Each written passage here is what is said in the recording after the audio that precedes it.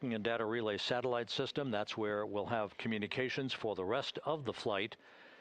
Just to give you some time hacks here, we're 13.5 minutes away from crew module, service module separation, and just 17 minutes away from the raise burn, that 19-second firing of the thrusters that will basically be the final fine-tuning of the angle of attack for integrity as it enters the Earth's atmosphere.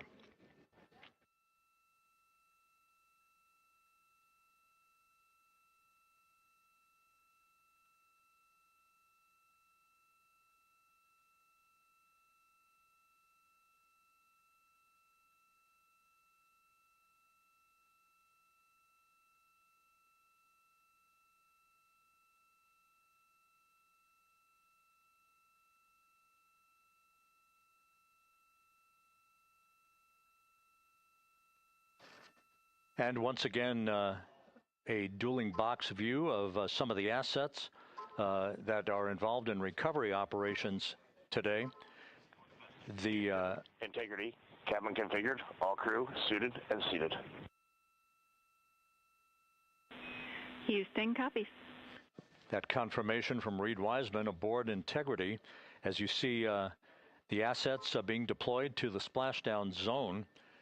At the time of splashdown, we expect the John P. Murtha to be about 5 miles away from Integrity, keeping a safe distance until we are sure that the vehicle is in the water and upright, and that it is in a good configuration system-wide for the recovery teams to begin to approach the vehicle to erect that inflatable raft.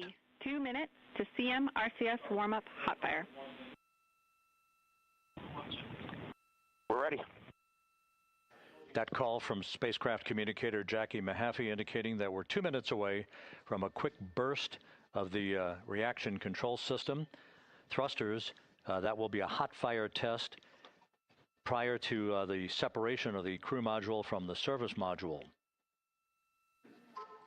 The European service module has performed flawlessly throughout this flight. Everything, all the burns that had been prescribed for that service module have been executed on time and without a problem. There is the European flight control room that has overseen the manufacturing, the design of the European service module. They deserve quite a bit of credit on this mission for not only propelling the Integrity and its astronauts toward the moon, but also conducting the fine-tuning of its trajectory to bring it to this point where we are dead spot on down the middle of the corridor trajectory-wise to bring Integrity down for its splashdown in the Pacific just 44 minutes from now.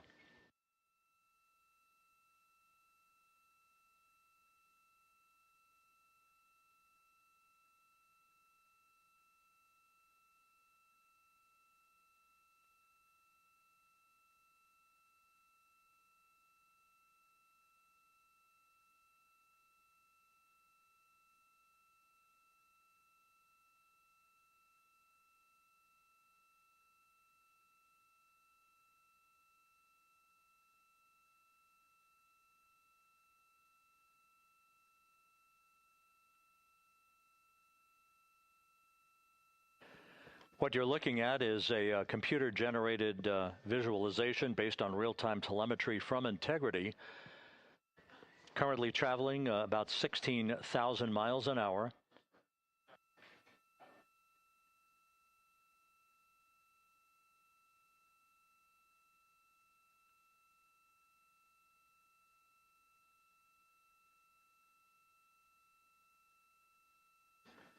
Integrity traveling about 16,000 miles an hour. For the prop cautions, we're taking a look. Copy that. Now just about 5,100 miles from Earth. Splashdown scheduled 43 minutes from now. We're just 9.5 minutes away from the crew module, service module separation.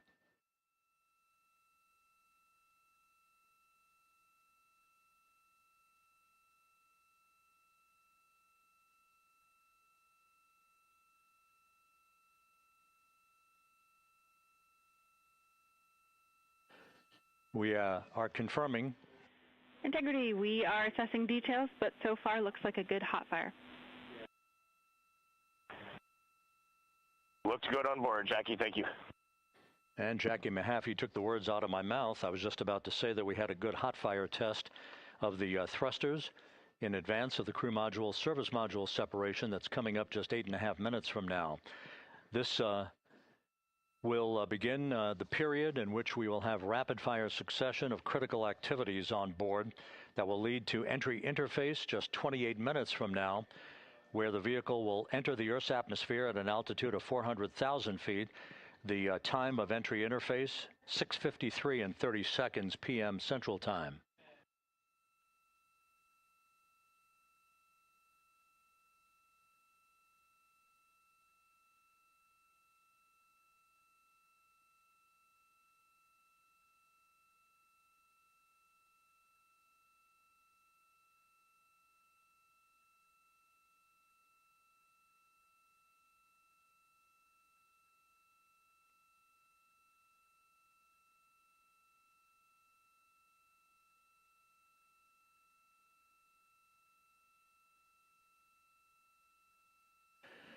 Integrity's astronauts were awakened at mid-morning to begin their entry preparations. And propulsion officer now reports a good hot fire test in preparation for the crew module service module separation.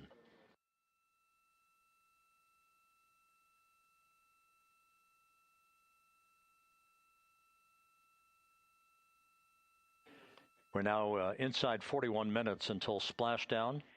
Integrity Houston, we have confirmed a good CMRCS hot fire, and although we are not seeing GPS acquired yet, you can skip the troubleshooting steps in 157 for now. Integrity copies.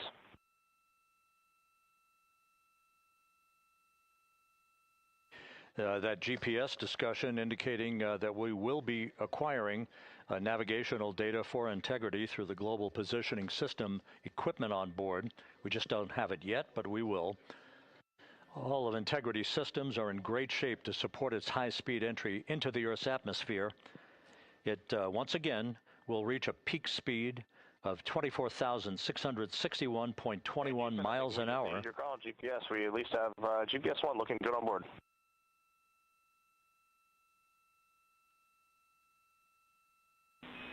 We are confirming.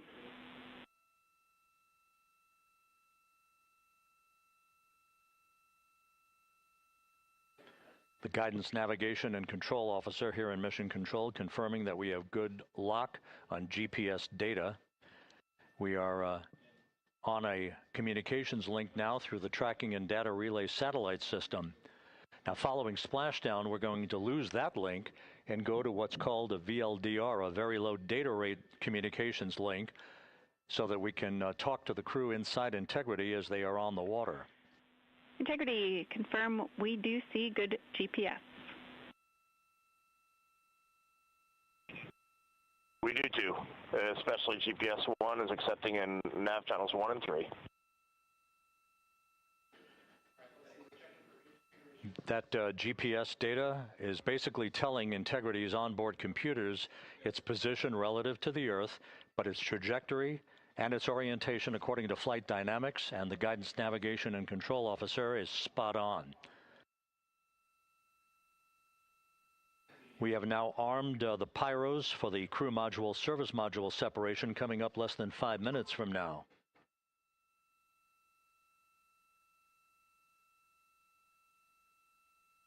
Once again,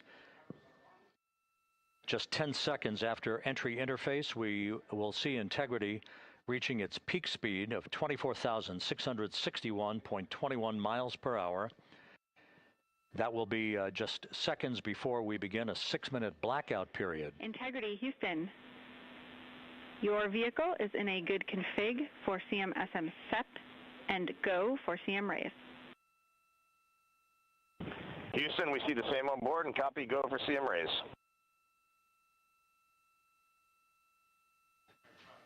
That CM raise referred to as the slight firing of 19 seconds by Integrity's thrusters.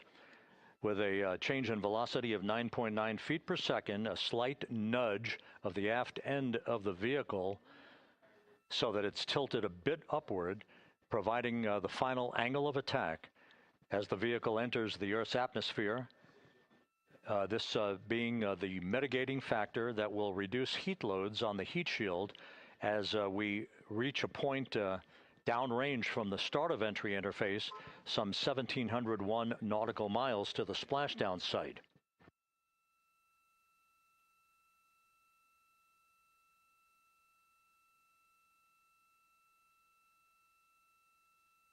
Integrity systems in excellent shape. We are currently 3,300 nautical miles left in this mission.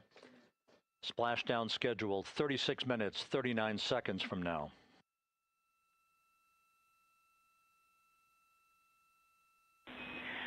Integrity Houston, for the 2 enabled prop cautions, what happened is while the thrusters were firing, multiple pressure sensors on each of the strings diverged a bit from each other. Those limits look to be set pretty tight. We think it could happen again when the thrusters fire in the future, so we are going to suppress those messages. We concur with suppress, not inhibit. Thank you. That exchange between Jackie Mahaffey, our Capcom for tonight, and Reed Wiseman aboard Integrity, indicating basically to ignore sensor data. All of Integrity systems are in good shape.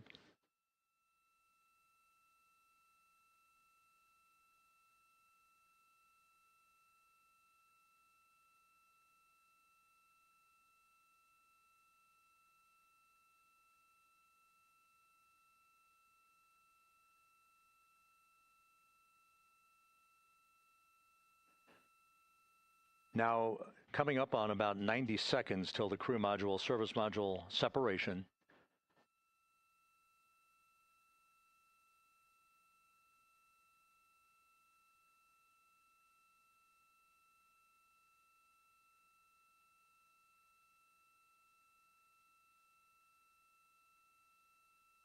All quiet here in Mission Control as we enter the most critical phase of the completion of this flight. All of the preparatory activities leading up to the vehicle entering the Earth's atmosphere just 21 minutes from now.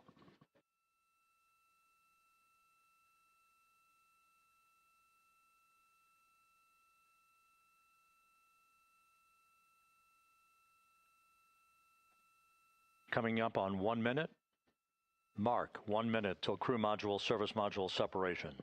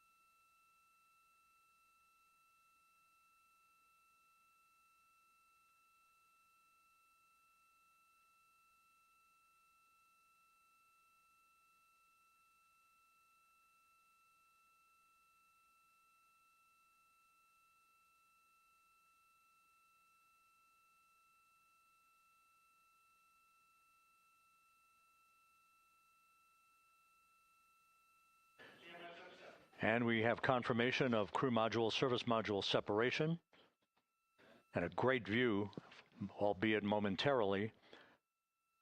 Houston, good step on board. Houston copies and concurs. The European service module now separated from Integrity, a job well done. Integrity, no action for the 4 CDH cautions. Those are SM related, not applicable. Integrity.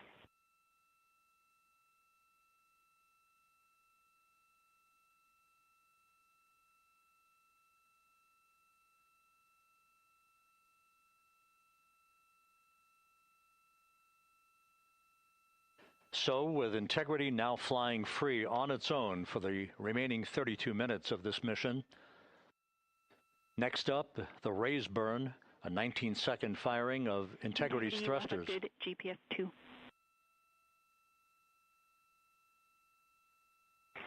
Integrity copies. Good GPS 2. Coming up on the 2-minute mark until the raise burn. Again, this is the final tweaking of the orientation of Integrity to put it in the right angle, if you will, the angle of attack that it will fly in during its entrance into the Earth's atmosphere. Entry interface now just 18 minutes, 25 seconds away. This is a visualization, but driven by real-time telemetry. This is the maneuvering of Integrity to the raise burn orientation. Just 2,800 miles from Earth.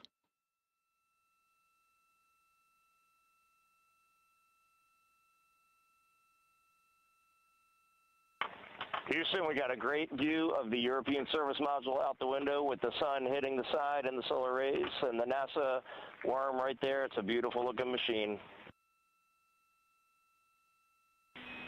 Roger.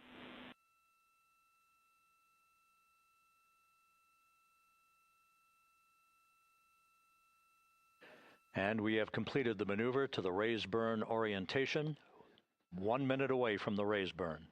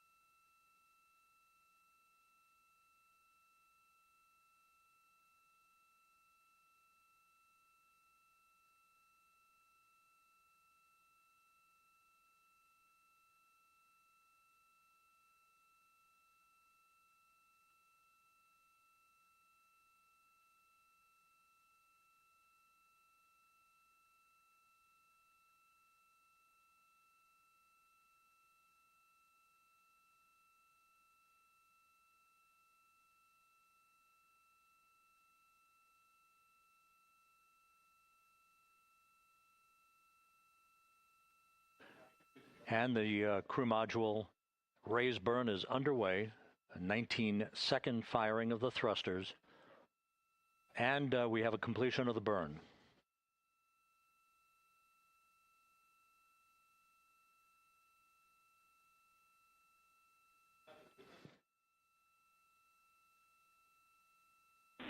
Integrity, good. CM raise burn. Your flight path angle is within limits.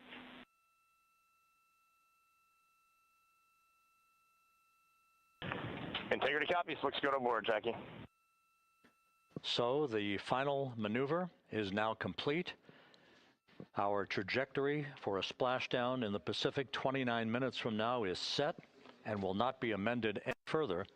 And we have the right angle of attack to mitigate any excessive heat loads on the vehicle during entry interface. Integrity Houston, a heads up about comm coverage.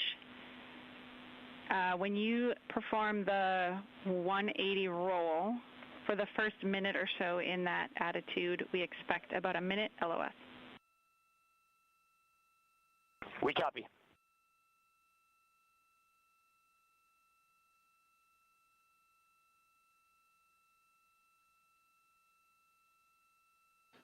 So for those who are watching the series of events coming up, we will enter the first traces of Earth's atmosphere 14 minutes, 45 seconds from now.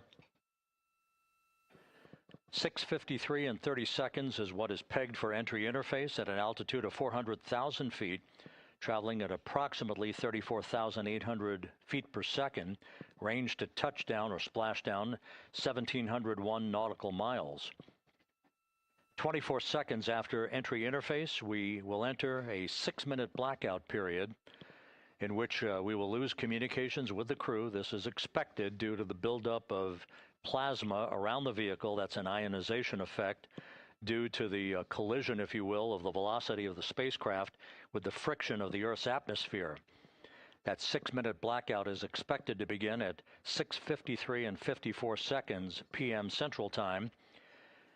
During that period of time, we will reach our peak speed of 24,661 miles per hour.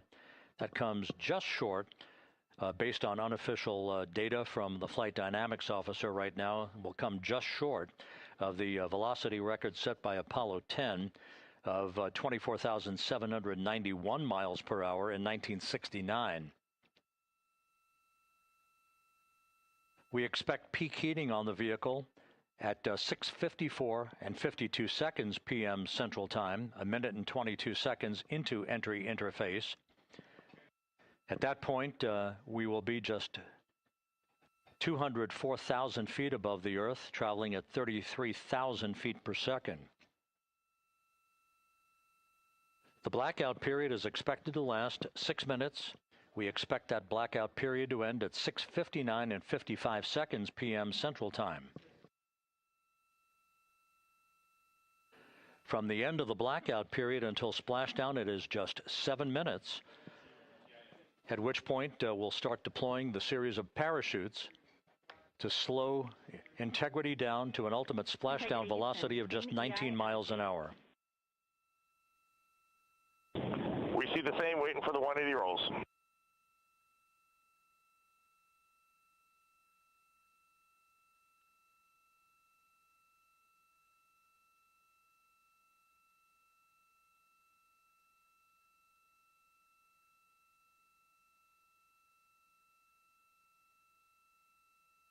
The parachute deployment sequence, once again, will come in several segments, but in rapid-fire succession. And we have a great view of the moon out window 2. Looks a little smaller than yesterday. Guess we'll have to go back.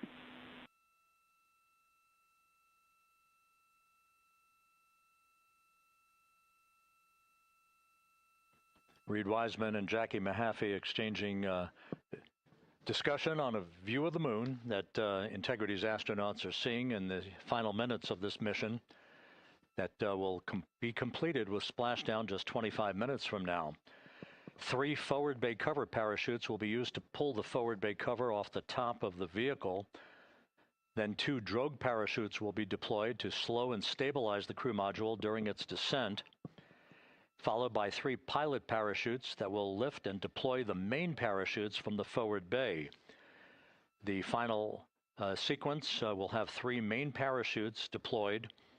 These will be 116 feet in diameter, each main parachute approximately 265 feet long when reefed. The parachutes will ultimately slow Integrity down from its peak speed of almost 33 times the speed of sound to a gentle 19 miles an hour at splashdown.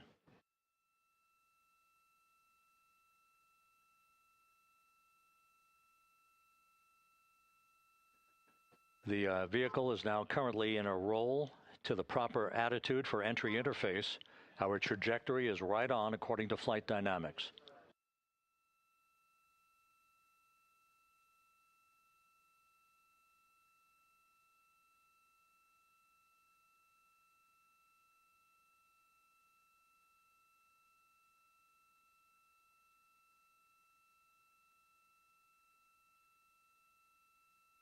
Integrity is on a trajectory from southwest and northeast across the Pacific Ocean, descending at a rate of 15,000 feet per second.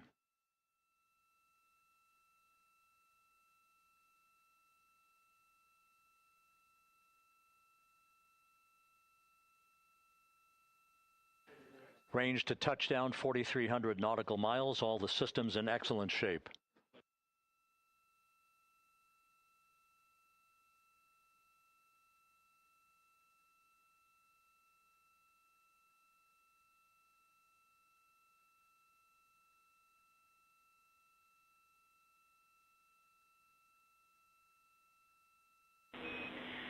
Integrity, Orion in the EI roll 180 attitude. Looks good on board, Jackie.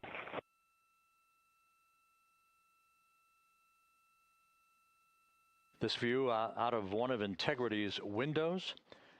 We had a call for 3 good baros. Those are barometric pressure sensors that feed altitude and rate of descent information to Integrity's computers that will trigger the parachute deployment sequence. We are less than 9 minutes away from entry interface, 22 minutes from splashdown.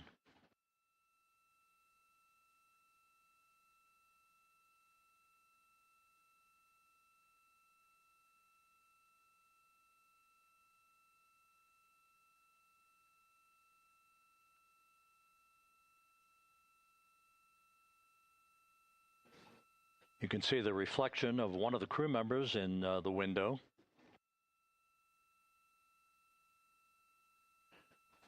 Out in the Pacific, the weather conditions remain go. Just a few clouds, some scattered clouds, winds at 10 knots, wave heights just about 4 feet. A gentle day in the Pacific for the homecoming of Integrity's astronauts.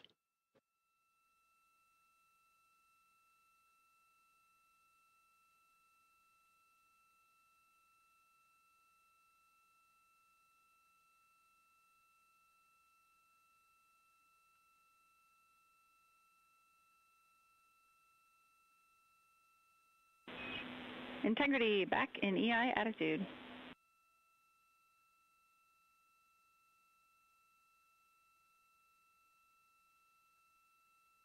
We see the same on board, Jackie.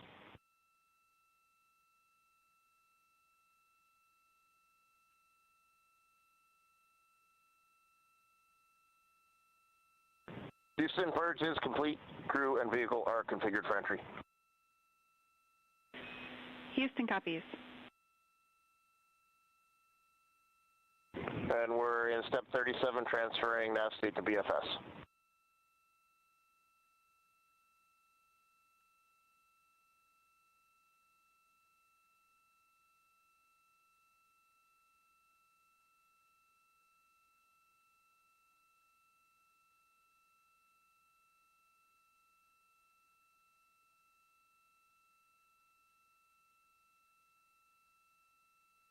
And Houston, in instruction 509, we are not below 0.2.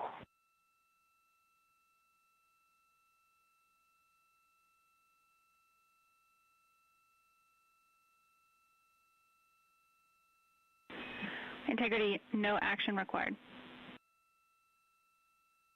Integrity.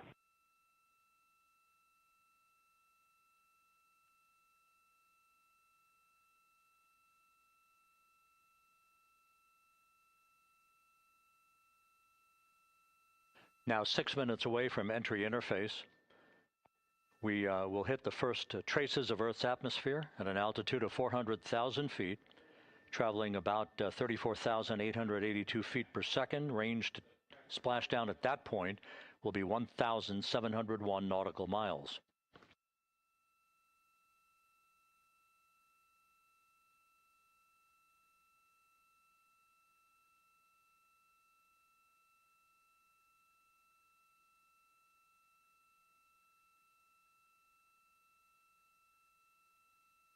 And once again, just a reminder, some 24 seconds after entry interface, we do expect to lose communications with the vehicle and the crew during a 6-minute blackout period when a plasma shield will build up around the spacecraft due to the ionization, due to heating effects. And Flight Dynamics has just confirmed we will have a blackout period of exactly 6 minutes in duration. And once again, that's due to the fact that a plasma buildup around the vehicle will prevent communications and data, so we will not be able to talk to the crew members at that time, nor will we receive data here in the flight control room. Houston, everything is looking good on board. Just confirm no pre-EI downloads. Houston concurs. That blackout period to begin at 6:53 and 54 seconds p.m. Central Time, and again will last about 6 minutes in duration.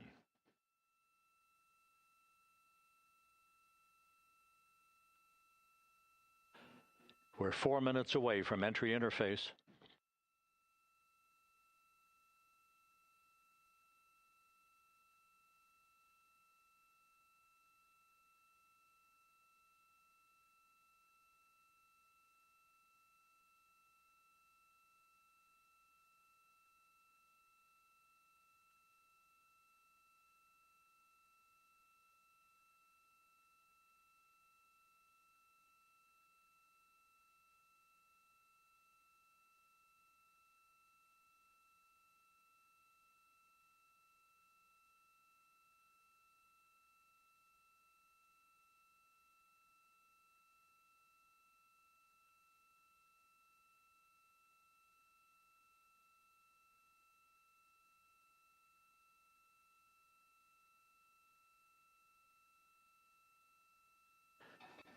This view from Integrity as it crosses from southwest to northeast across the Pacific Ocean, 3 minutes from entry interface.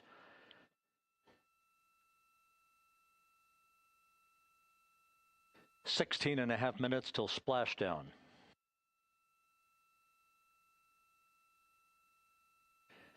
The USS John P. Murtha and the recovery team is on station and in position, as are the airborne imagery assets that we hope to receive imagery from as Artemis enters the Earth's atmosphere and through parachute deployment.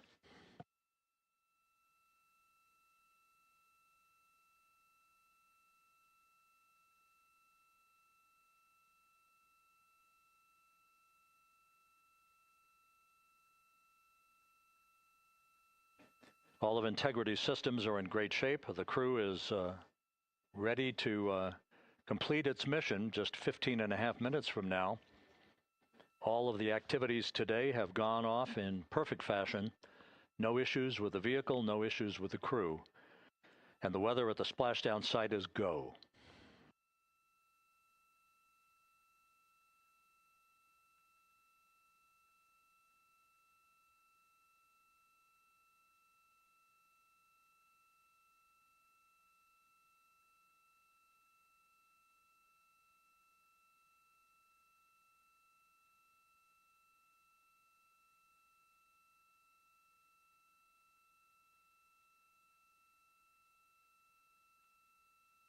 Coming up on 1 minute until entry interface.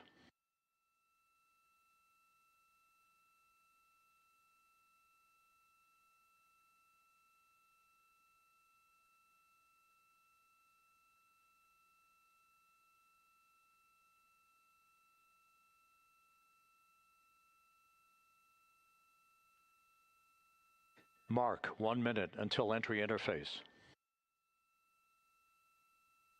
1 minute, 20 seconds until the expected start of our 6-minute blackout. Integrity, 1 minute to a 6-minute blackout. Integrity.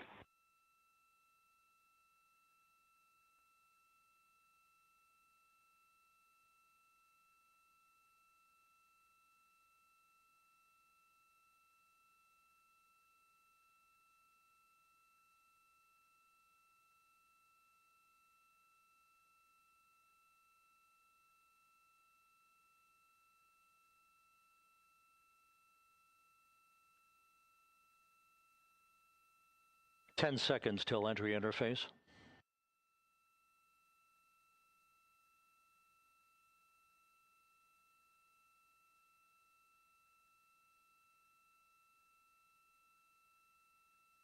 And we have crossed the threshold, now entering the Earth's atmosphere. We're at 400,000 feet, traveling 34,800 feet per second.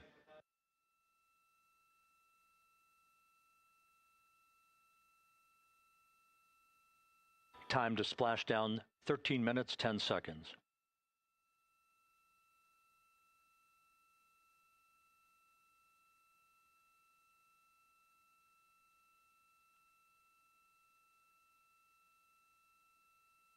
And as predicted, we've entered our communications blackout. This will be a 6-minute blackout period. No voice, no data from the crew.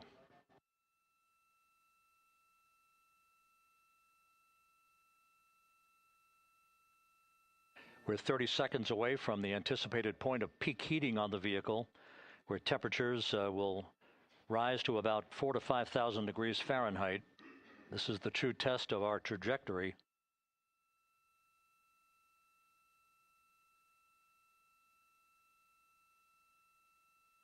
And from the G5 aircraft in the vicinity of the splashdown zone, this view of Integrity. So that pinpoint of light shows the vehicle as it enters the period of peak heating in the Earth's atmosphere, the first tug of gravity being felt by Integrity's astronauts since their launch back on April 1st.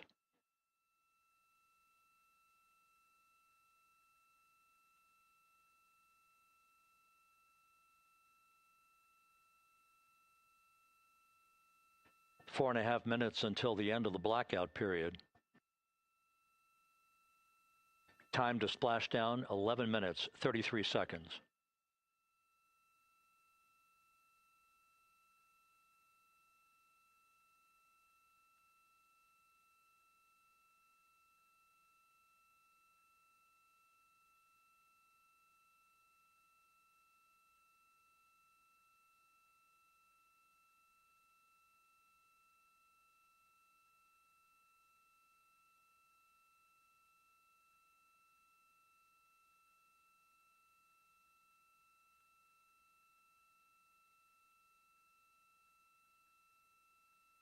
The landing and support officer reports that the P3 has acquisition on integrity.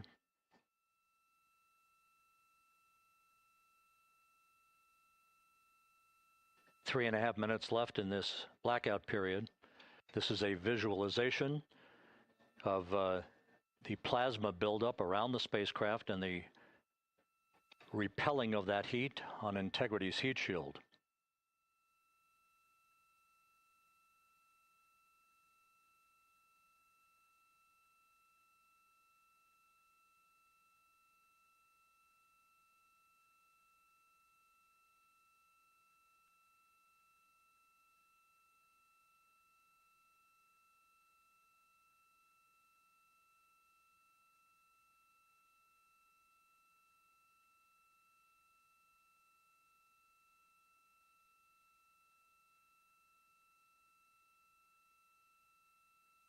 Flight Dynamics reports that airborne assets in the vicinity of the splashdown zone do have a visual on Integrity. Still 2 minutes and 40 seconds left in our blackout period. Time to splashdown, 9 minutes, 35 seconds.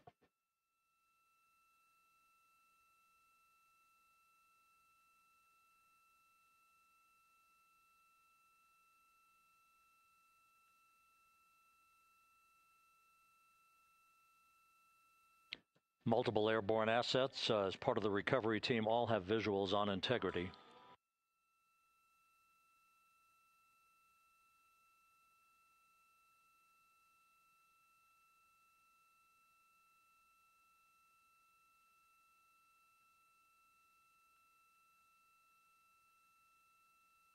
And the WB-57 flying in the splashdown zone also has a visual.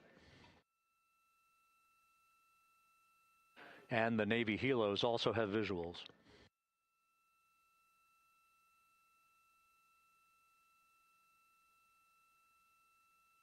We're still in the blackout period. Still do not have communications from the crew.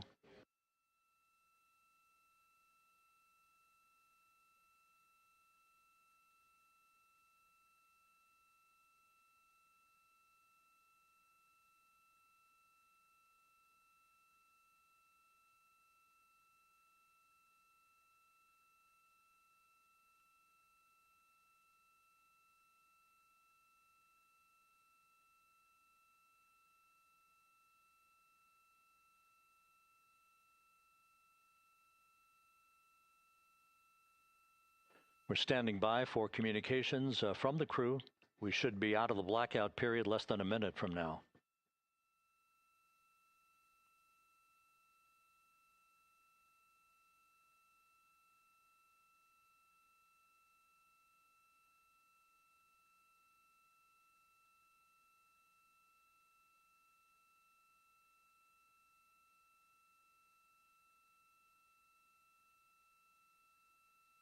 We are now processing data from Integrity.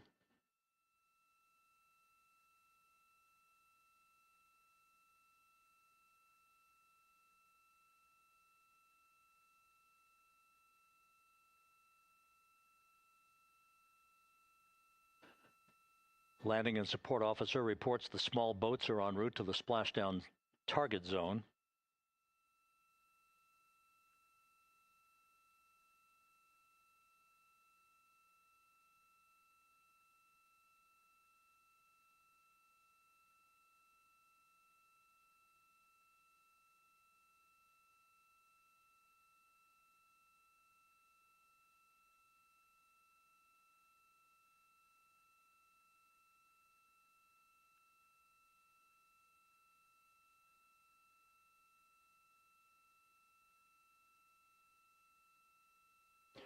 Passing through 150,000 feet, our trajectory is perfect. We're getting intermittent views of integrity. Still waiting to establish voice communication.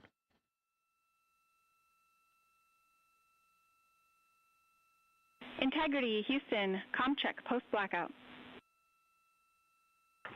Houston, Integrity, we have you loud and clear. Your trajectory is nominal, and your recovery teams have visual. Guidance looks good. No action for the enabled internal camera controller fail. Big cheers from the viewing room here in Mission Control as voice communication reestablished with Commander Reed Wiseman. For America and a waiting world, Integrity is 5.5 minutes away from coming home.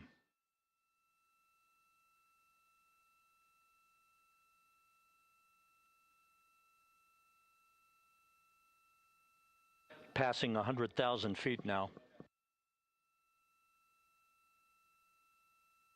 Range to splashdown 19 nautical miles.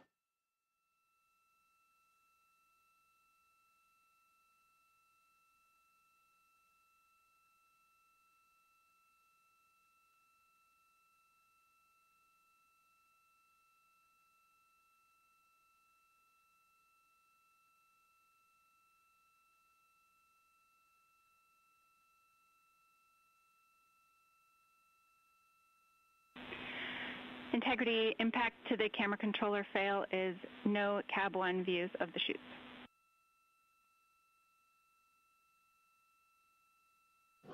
Integrity.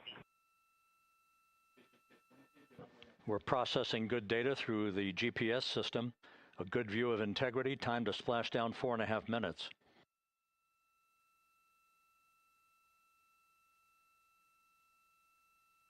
And a view of Integrity from the WB-57. We're at 50,000 feet.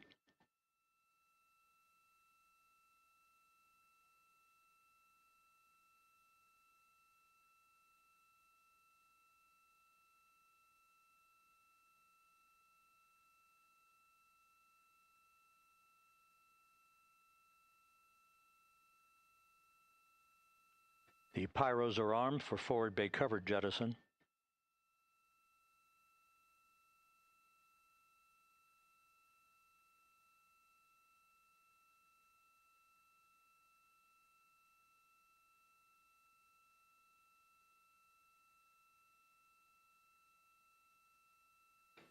And there go the first series of parachutes, and we're on drogues.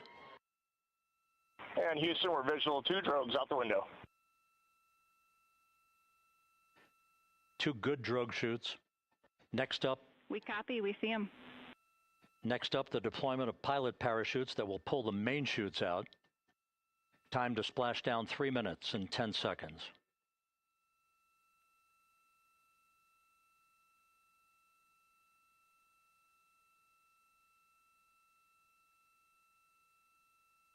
Perfect descent rate according to flight dynamics. Good rates on 2 drogues. We see the same on board.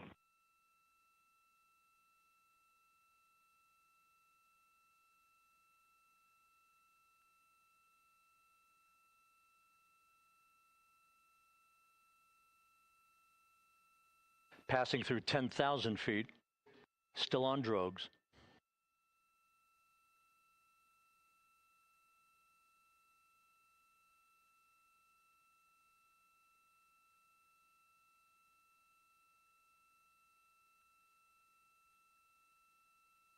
Main chute deploy. We're at 5,000 feet.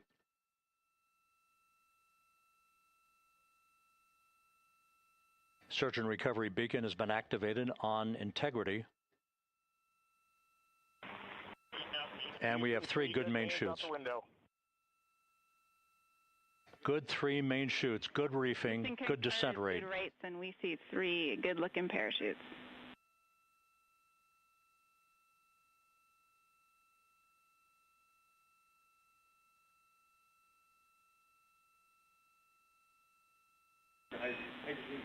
Integrity, cabin pressure indicates no need for hydrazine checks. Integrity copies. This is a perfect descent for Integrity. Its crew sounding hale and hearty on board. Time to splash down 1 minute, 15 seconds.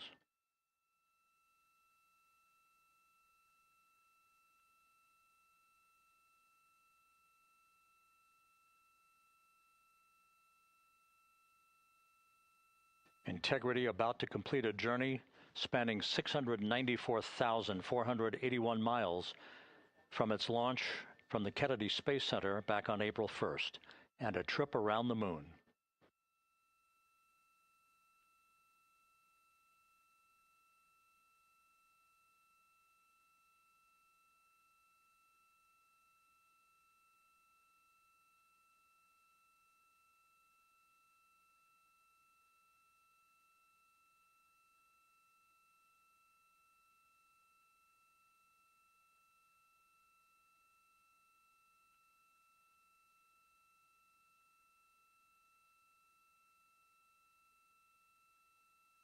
Passing through 1,000 feet.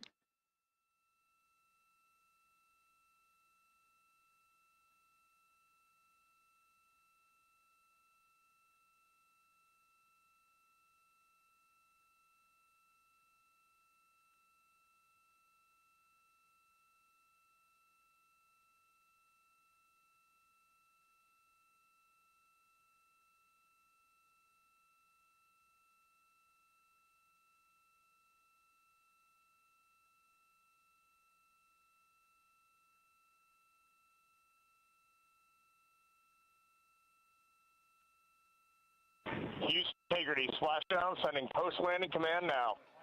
Splashdown confirmed. Copy splashdown, waiting on VLDR. Splashdown confirmed at 7:07 p.m. Central Time, 5:07 p.m. Pacific Time. From the pages of Jules Verne to a modern-day mission to the moon, a new chapter of the exploration of our celestial neighbor is complete. Integrity's astronauts back on Earth.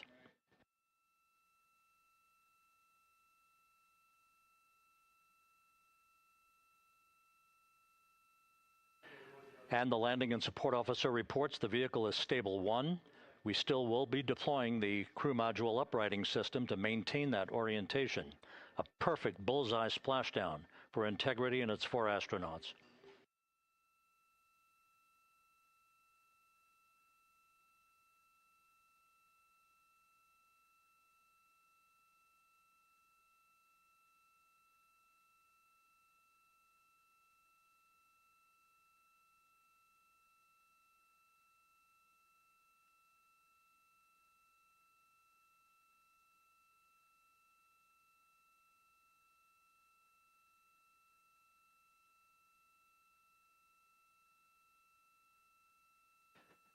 The unofficial splashdown time, 7:07 and 47 seconds p.m. Central Time. We'll get that refined for you. That would put the end of the mission at a mission elapsed time of 9 days, 1 hour, 31 minutes, 35 seconds.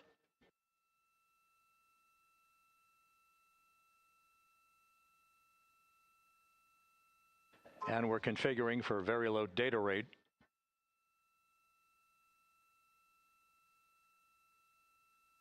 Once again, splashdown occurring in the Pacific, southwest of San Diego at 7:07 and 47 seconds p.m. Integrity Houston, comm check on VLDR.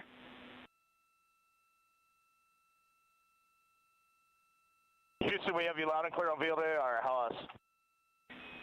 We have you the same. We'll meet you over in post-landing.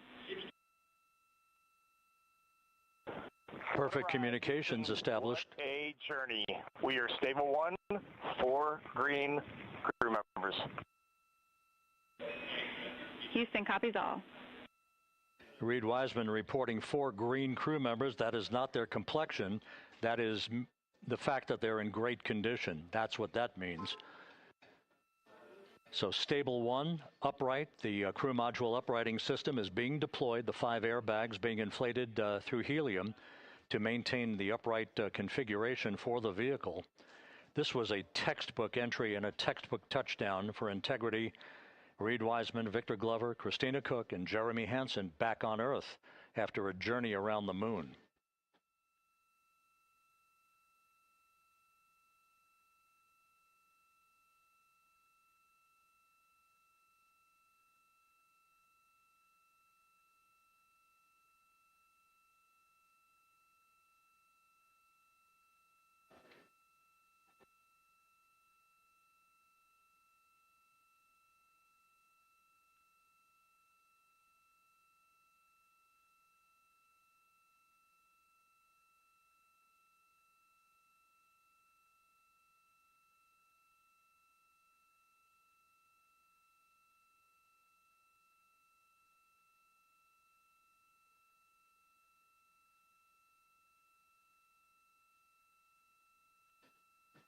We continue to monitor the functioning of the CMOOS system.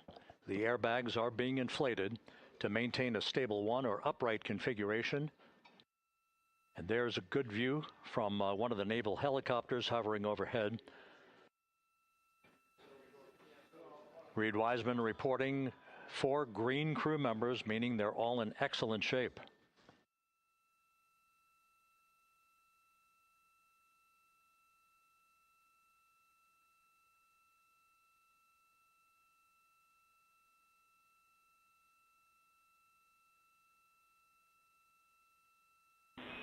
Integrity Houston for SAR beacon and radio. SAR beacon is in for 06, and we're powering the radio now. Go ahead. We see the beacon on. However, the recovery team is not seeing the signal. Your SAR radio uses the same antenna, so you may run into trouble with the radio. Okay, copy. We are also powering up the sat phone now.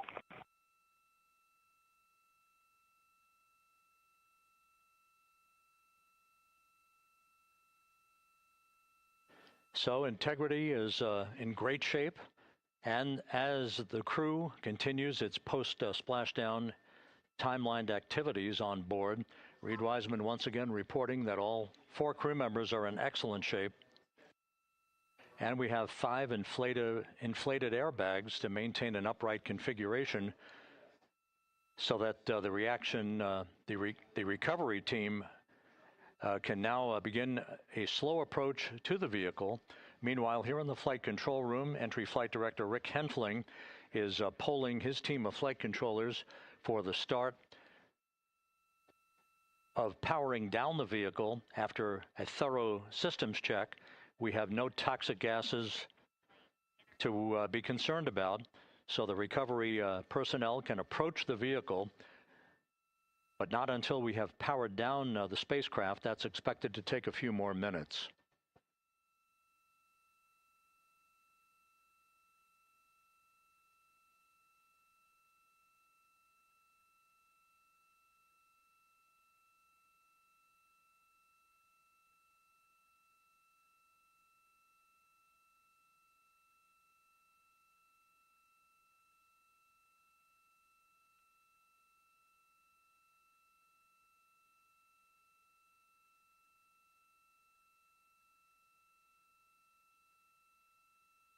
Integrity back on Earth, following its historic flyby of the moon. It was, for all intents and purposes, a textbook mission. On 28, but I'll remain on this frequency. We copy.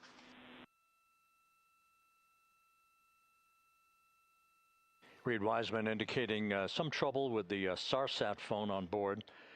But that's not an issue. What is more important is that the vehicle is solid. No issues as we begin the power down of the vehicle to begin the recovery process.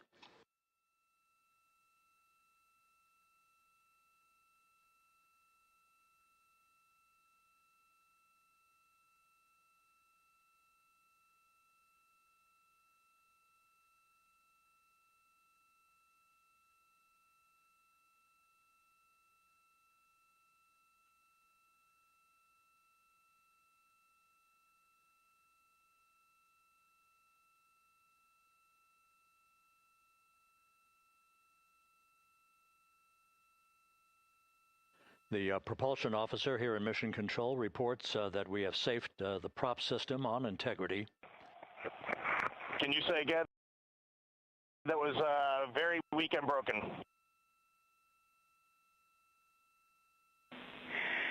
Integrity, Houston did not call.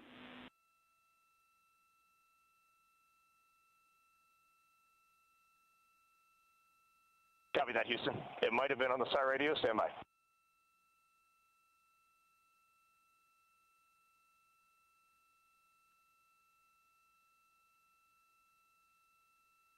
All of the milestones were executed in perfect fashion. Integrity entering the Earth's atmosphere right on time, reaching its peak speed shortly after a blackout period began. We emerged from the blackout period, but the recovery imagery airborne assets were able to pick up Integrity's descent almost immediately through entry interface, tracking the vehicle all the way down. And finally, you saw the sequence of chute deployments. First, the forward bay cover being pulled off the top of the vehicle by a series of 3 parachutes. Then the drogue chutes were deployed, followed by 3 main chutes that slowed the splashdown velocity of Integrity to just 19 miles an hour.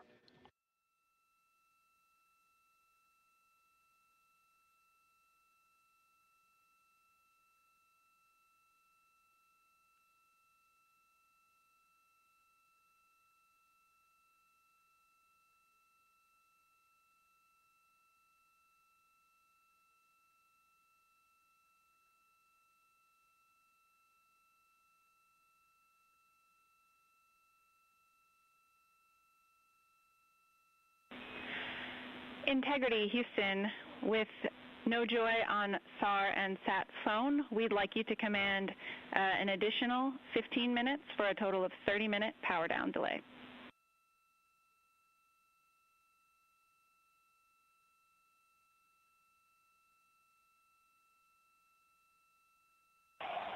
All right, Jackie, we have selected T/D+30. No joy on SAR radio or sat phone. And stand by, we have the master diver on SAR radio. Please hold comms.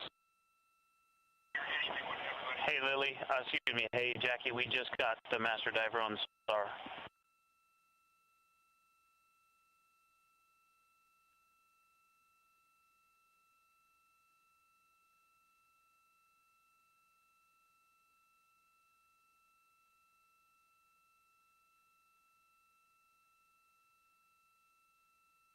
A good view of one of the fast boats. Integrity, Houston, if you are happy with your comm with master diver, you can go back to the 15-minute power down. Okay, stand by. Yeah, we'll confirm here in a second. The crew on board Integrity coordinating with the flight control team in Houston here in Mission Control on the timing of the power down of the vehicle, which will be the precursor to the recovery teams approaching the spacecraft. There are no issues with Integrity. We've had a bit of broken capability in establishing a SARSAT or satellite phone communications capability between the crew on board Integrity and the recovery team. That will get sorted out here shortly. There's plenty of cooling on board Integrity, so there's no rush to begin the power down. I'm trying to call you on the sat phone and not getting an answer there either. Concur. We haven't had anything come through.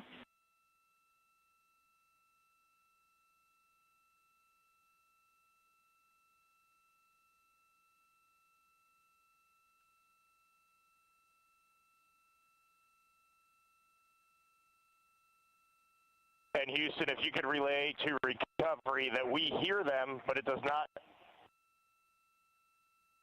appear as though they are hearing us.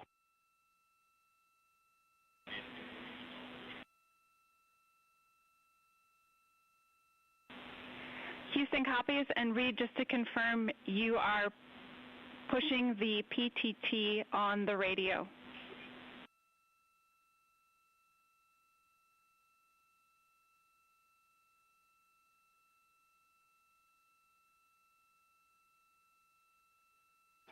So as we continue to sort out the communications between Integrity and the recovery teams, we are standing by for the initiation of the power down procedures that, as you see, the recovery teams are moving towards the side of the capsule. The next major event will be the erection of that large inflatable raft called the front porch. That will be the port of call for the crew as they're being extracted one by one from the vehicle.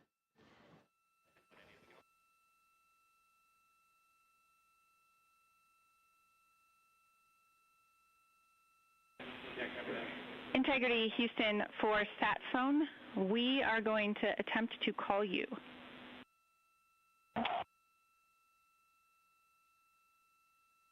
Good idea, standing by. And Jackie, yes, we are pushing the push-to-talk, the two buttons on the left side of the radio below the up-down arrows. We are utilizing them. I'm rebooting the radio to see if we get good comms.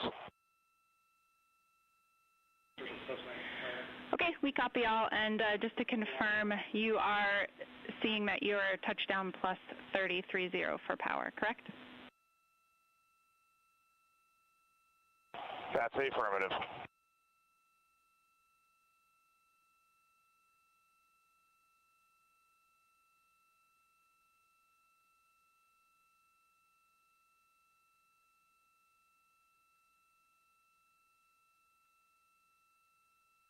We are trying a backdoor approach to have mission control here call the crew on their satellite phone. This is all part of the coordination for the power down of the vehicle that will initiate the actual recovery operation. The first boats with the Navy divers on board are standing by, waiting to close in on Integrity to begin the process of erecting the large inflatable raft that's called the front porch that will be where the astronauts are extracted from so that they can have a few minutes to get their land legs back before they're hoisted aboard the Navy helicopters for the flight back to the deck of the USS John P. Murtha. Cannot reply.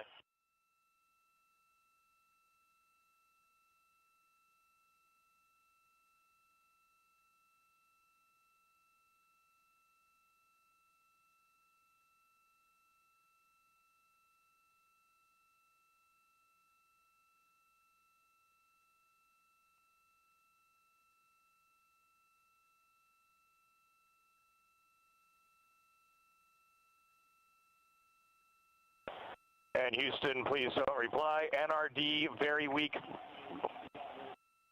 but readable. Master diver, we can hear, but they cannot hear us.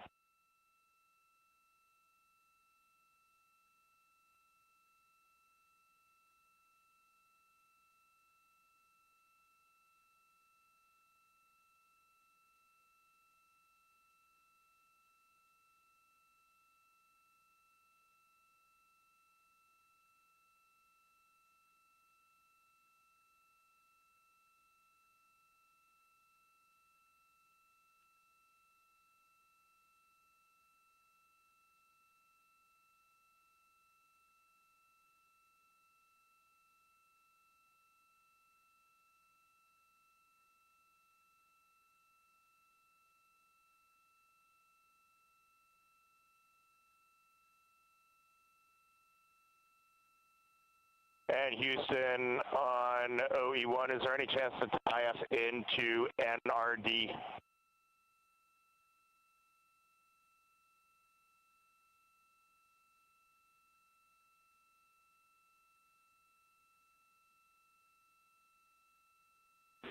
Checking.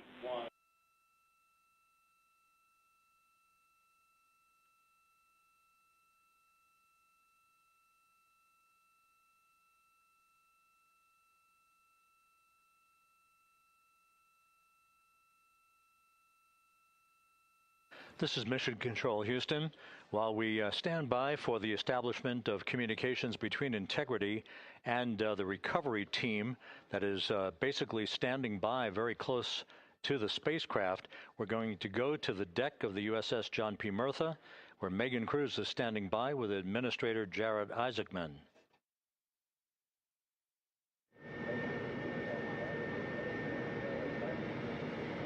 Hey, Rob, yeah, just such an honor to be able to be here on the ship, to be able to share and experience this moment with everyone together. And of course, as you just said, yes, here with NASA Administrator Jared Isaacman. Administrator, how did you feel getting to witness this and seeing NASA at its best?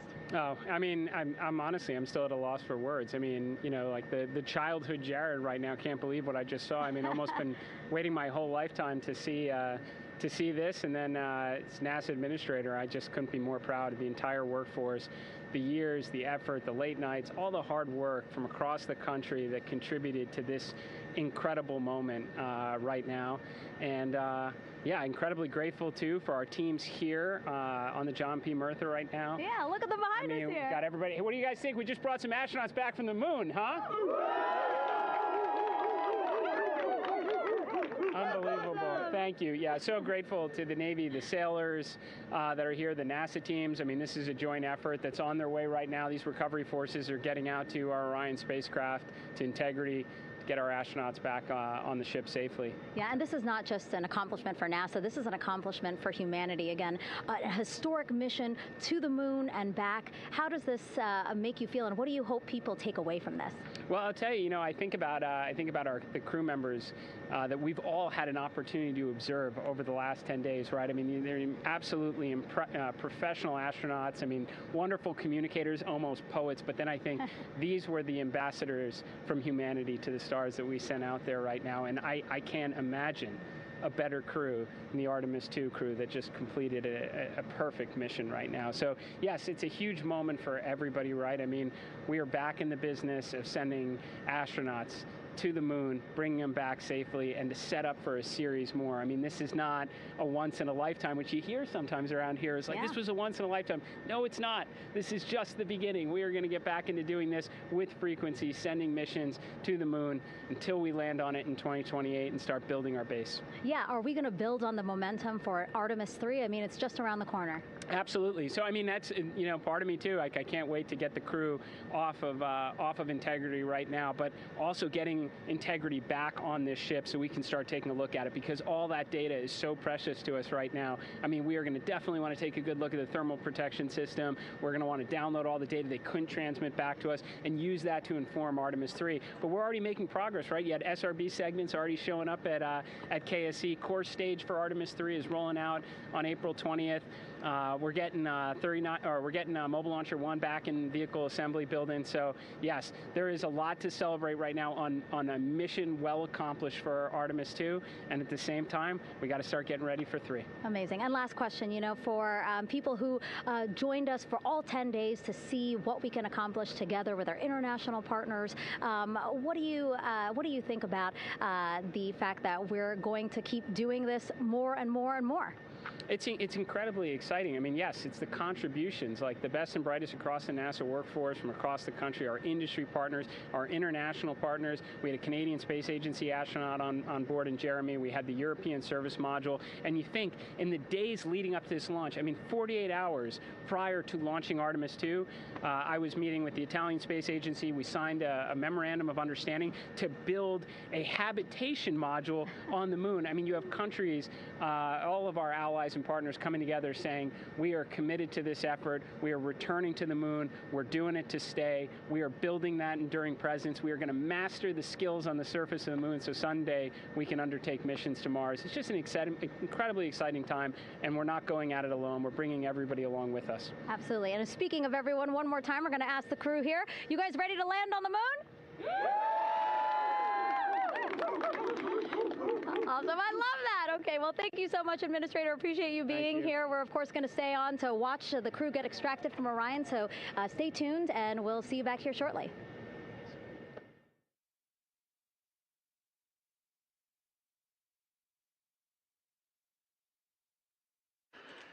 Thank you, Megan, and thank you, Administrator Isaacman.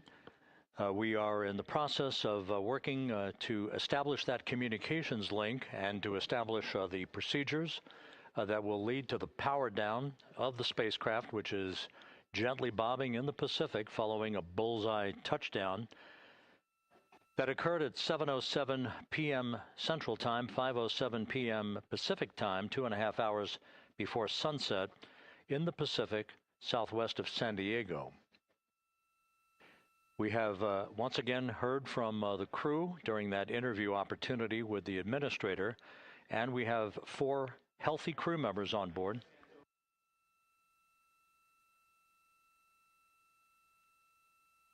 We now have confirmation that the vehicle has been powered down as per the procedures. So we have vehicle powered down, and the flight control team here in Houston, Flight Director Rick Henfling, has handed over mission authority to the Exploration Ground Systems team out in the Pacific. Now, we will physically not get off console with this team until the crew has been extracted into the front porch, that inflatable raft that will be erected along the side hatch of Integrity. So we're standing by for that in the next step in the recovery procedures. But everything is in great shape, and we have 4 healthy crew members on board the vehicle.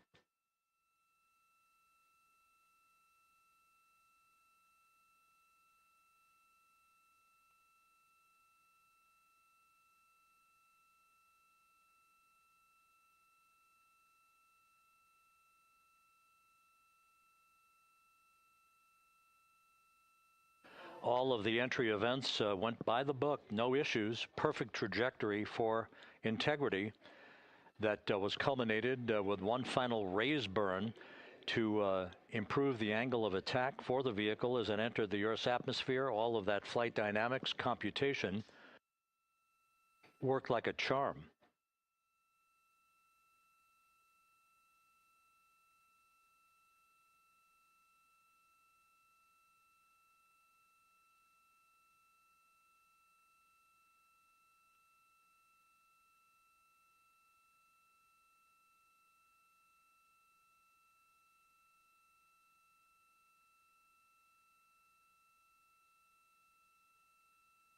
So we are standing by for the recovery team to approach Integrity and begin the process of erecting that inflatable raft called the front porch, which will see the crew members be extracted from the hatch of Orion into that inflatable raft before they're hoisted aboard 2 Navy helicopters in a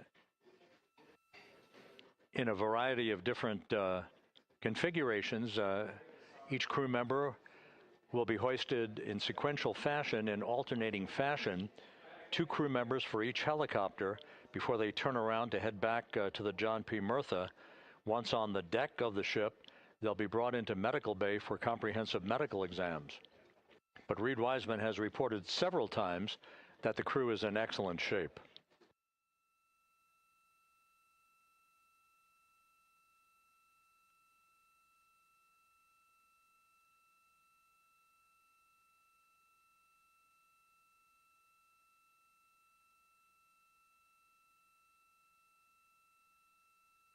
So just to recap, it has been some 26.5 minutes since the splashdown of Integrity in the Pacific. The vehicle is in excellent shape. It performed like a champ all the way down through the Earth's atmosphere.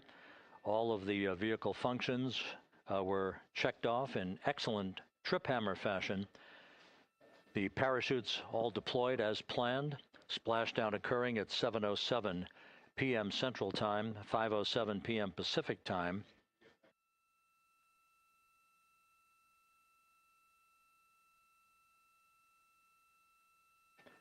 And after a bit of a tussle to try to establish a communications link with the recovery team, we were finally able to run through the procedures for the powering down of the vehicle.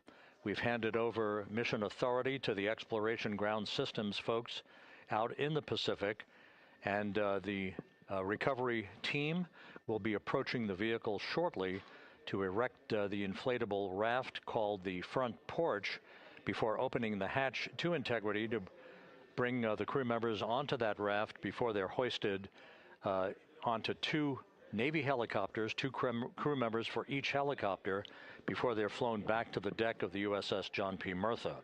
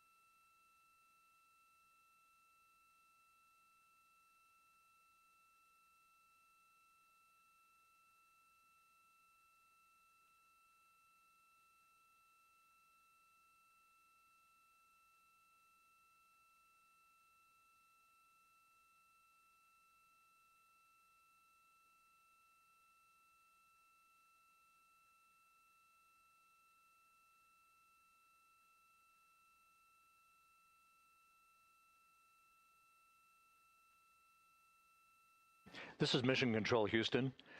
After talking to the flight dynamics folks, we have a bit of a refinement on the splashdown time for you. Their computation shows a splashdown time of 7:07 and 27 seconds p.m. Central Time, 7:07 and 27 seconds p.m. Central Time.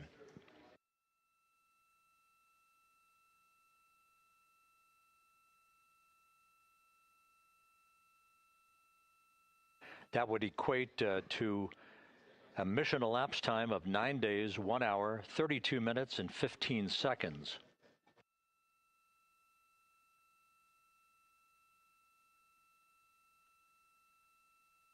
Once again, from Flight Dynamics, a splashdown time of 7:07 and 27 seconds p.m. Central Time. That would equate to a mission elapsed time of 9 days, 1 hour, 32 minutes, and 15 seconds.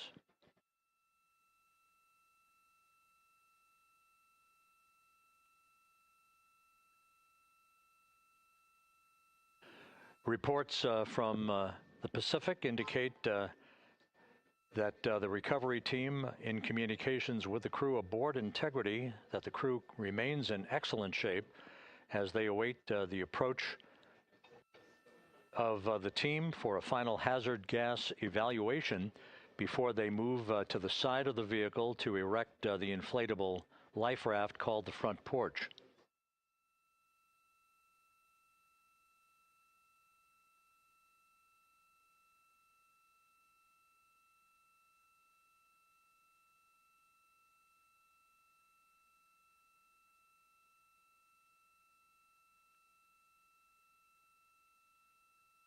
Again, no issues with Integrity. The vehicle is powered down. All of its systems are now safed. We have handed over mission authority to the Exploration Ground Systems folks in the Pacific, but we will not stand down and have the entry flight control team depart its positions until that inflatable raft, the front porch, is erected, the hatch open, and the crew having exited the vehicle. So that's the next step in the recovery process that will lead to the hoisting of the crew members. For 2 crew members for each helicopter, they'll be hoisted to a pair of Navy helicopters that will then fly a short distance back to the USS John P. Murtha. What you're looking at is one of the fast boats circling the vehicle to make a hazard assessment.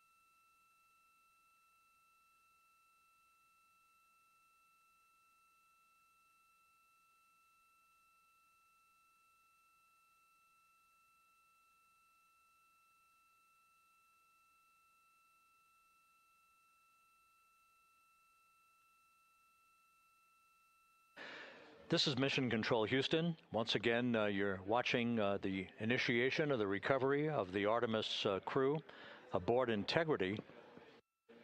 All of the Navy divers and the fast boats are now approaching the spacecraft after conducting a hazard assessment. The vehicle has been powered down. Entry Flight Director Rick Henfling now waiting for the life raft, the front porch, to be erected along the side of the vehicle so that the hatch can be opened and the crew members extracted from Integrity, soon to be hoisted one by one into a pair of Navy helicopters for a short flight back to the deck of the USS John P. Murtha. If you missed it earlier, we talked to Flight Dynamics and received a more official touchdown time or splashdown time, as it were, of 7:07 and 27 seconds p.m. Central Time, 5:07 and 27 seconds p.m. Pacific Time. That would equate to a mission elapsed time of 9 days, 1 hour, 32 minutes, and 15 seconds.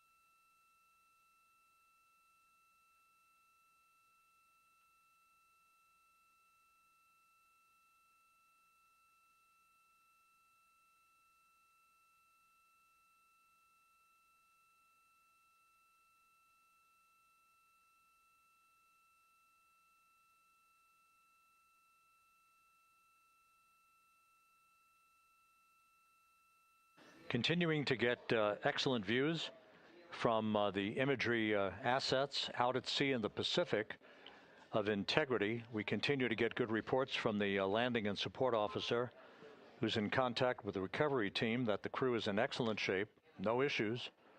They're just currently biding their time, waiting for the front porch to be erected. We have no hazardous hazard gases and no hazardous situation with the vehicle. It performed perfectly all the way down from entry interface to its splashdown in the Pacific at 7:07 and 27 seconds p.m. Central Time. And as you can see, the first phalanx of recovery personnel now pulling up alongside of Integrity.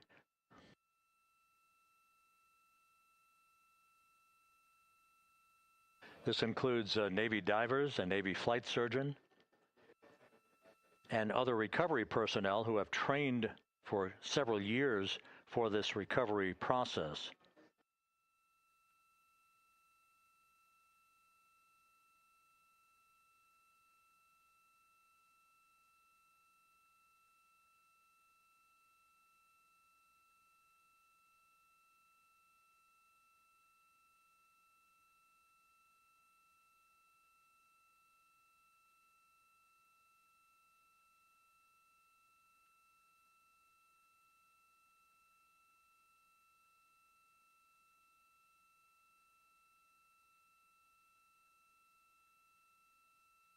At this hour, some 41 minutes following splashdown, the vehicle has been powered down. There's no hazardous gas emanating from the vehicle. That's why the first team of recovery personnel has been able to pull alongside Integrity. And the reports continue to come in that the 4 astronauts are in excellent shape.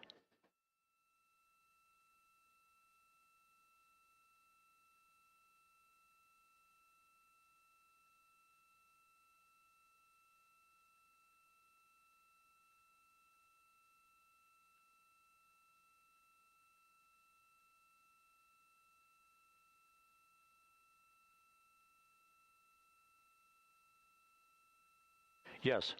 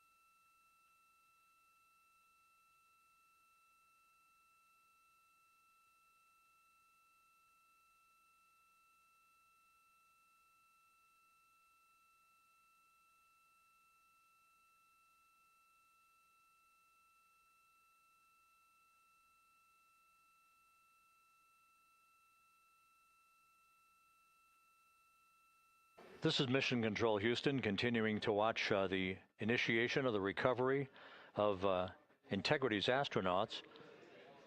One by one, they'll be brought out of the spacecraft onto a large inflatable raft just a short time from now. In the meantime, we can go back to the USS John P. Murtha, where my colleague Megan Cruz is standing by to provide her situation report. Megan, can you hear us?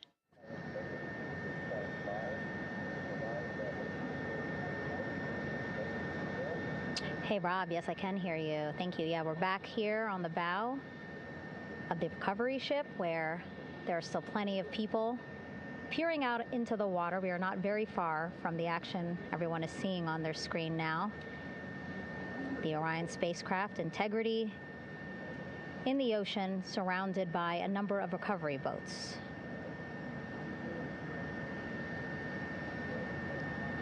as Rob has been saying, in those recovery boats, NASA and Navy personnel specifically trained to get the astronauts out of Orion.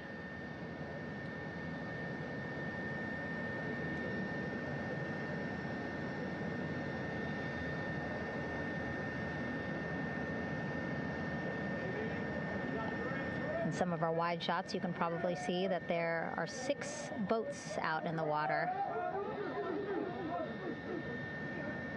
More than 40 people out in the water right now on those boats.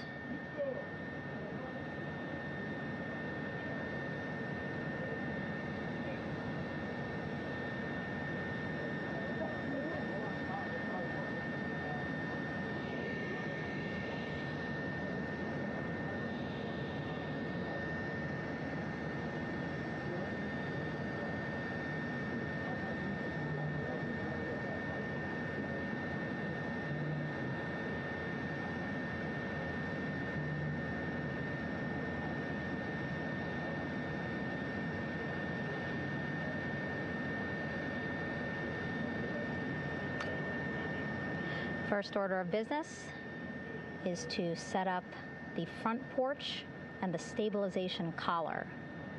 You might also hear it referred to as a stab collar.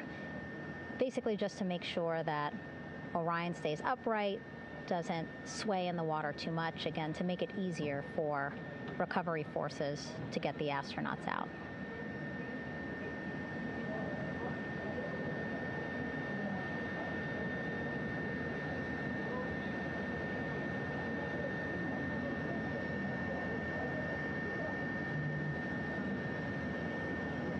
Again, we splashed down in the Pacific Ocean just after 5 p.m. Pacific time here.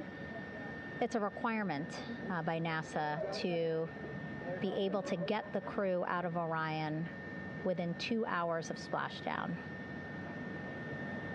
So doing great on time so far. Plenty of time. No rush either. I was speaking to NASA flight surgeon Rick Schuring earlier in this broadcast, and he said to me, no rush to get the crew out. Just want to make sure that they're feeling good. And whenever they're ready to take their step out of Orion and onto that large raft, the front porch, folks will be ready.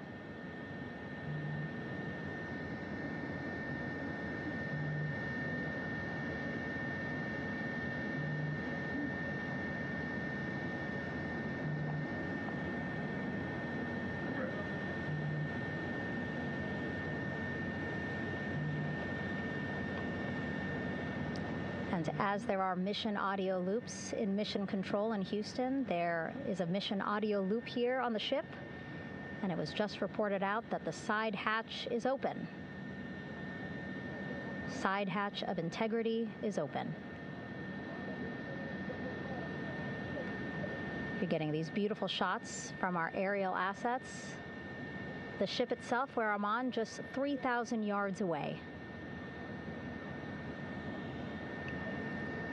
Again, plenty of people on the boat here, glued to the side closest to where they can see all this action. And again, with just 3,000 yards separating us, great views from the bow here. You can see now that side hatch is open. One of the Navy personnel is about to get inside there.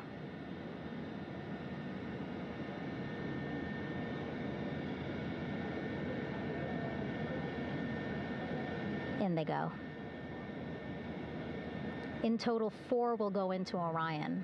So it'll be a little bit of a tight squeeze, but the goal is to have a recovery personnel with each astronaut assessing them.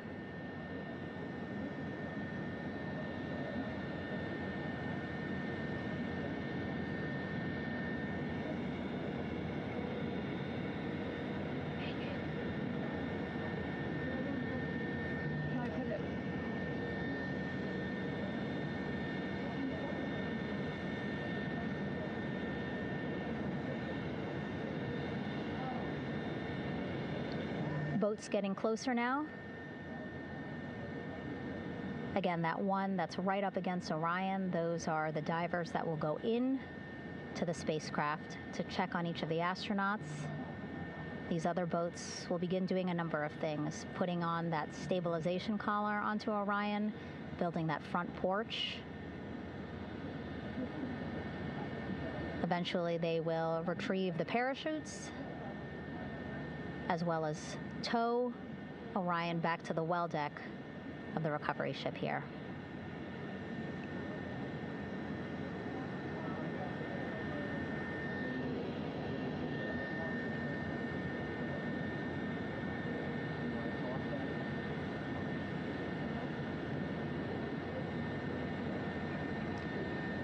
And so as we wait for the Navy and NASA personnel to get their assessment of the crew inside of Orion, why don't we toss it back to Rob for an update? Yeah, thank you, Megan. Here in Mission Control, Flight Director Rick Henfling and the entry team of flight controllers still on duty. The vehicle has been powered down for some time now. There are no hazardous gases emanating from Integrity. That, of course, allowed the recovery personnel to approach the vehicle and then open the hatch to begin the initial medical assessment of the crew, as you just indicated. Now we're standing by for the erection of that inflatable raft, the front porch, alongside of the vehicle that will enable the crew to be extracted one by one onto the raft, have a moment or two to get their land legs back before they're hoisted into two hovering Navy helicopters, 2 crew members for each helicopter, for a short flight back to the deck of the USS John P. Murtha.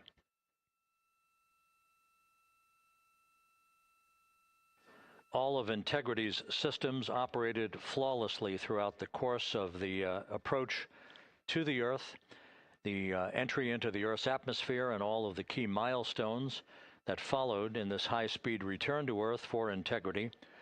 A mission that spanned more than 694,000 miles from the vehicle's launch from the Kennedy Space Center atop the Space Launch System back on April 1st.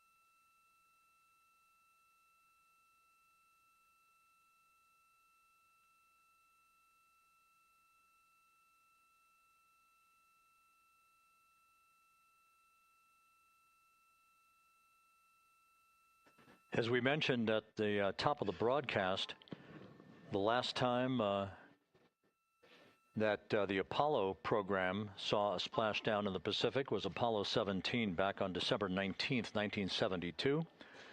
So for the first time in some 53 and a half years, we have reenacted that with the arrival of Integrity's astronauts as they flew around the moon in that historic lunar flyby that began with a trans-lunar injection burn that took them out of Earth orbit following 24 hours of a high Earth orbit trajectory. The high Earth orbit trajectory enabled flight controllers here to have a full 24 hours to evaluate the systems on Integrity and the condition of the crew before they would commit to flying to the moon.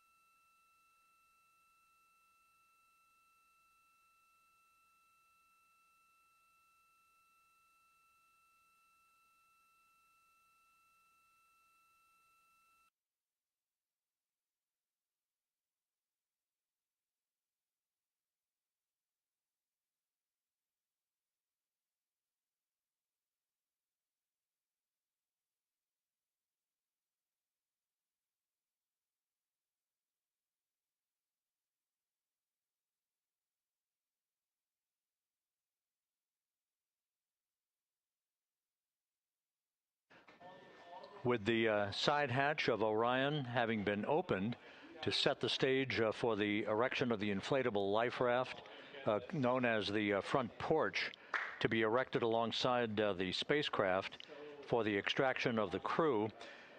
Let's play for you an interview that my colleague Megan Cruz conducted on the USS John P. Murtha with Navy diver First Class David McMahon that explains how this process is unfolding. Okay, Davey, so you and some of your team, one last look over of the stabilization collar, correct? Yes, ma'am. Okay, so what is this stabilization collar? This is what's going to stabilize the capsule out there in the ocean. We don't know how good the weather or the waves will be that day, so this will help prevent any unnecessary occurrences from happening, stabilizing the capsule and the astronauts inside. So basically this is a float that will go around Orion. I'm assuming that what they're doing right now, these are the lines that will attach the collar onto Orion? That is correct. And so what are they doing here? So we've got the lower line that will secure the inflation device before we inflate it. That gives us the go-ahead that it's secure in its space, and then we'll inflate it, and then once that is done, we'll undo all the carabiners and get this orange line on top tied in the same fashion, and then this will be secured to the capsule, and the astronauts can safely take their first steps out of the capsule onto the front porch. Okay, and how long will it take them to set up the stabilization collar? We should definitely be able to handle this in under 10 minutes. Okay, wow. And then you just mentioned the front porch. So basically after they set up the stabilization collar, then they set up what's called the front porch here. That's correct. Okay, and what's the front porch? Front porch is basically a bigger waiting room for the astronauts to sit in while we wait for the helicopters to show up and grab them. Okay, so the medical team that was inside with the crew, they're going to help them out and onto the front porch? That is correct. And then what happens here?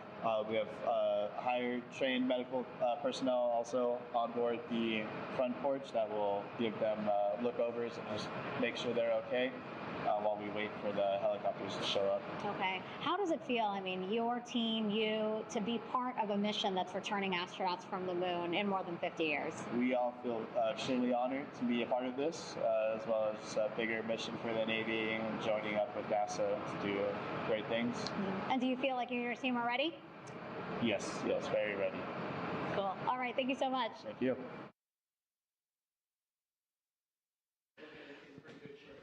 Once again, the recovery operations are continuing out in the Pacific. We shortly should see that life raft, the front porch, erected alongside the side hatch of the vehicle.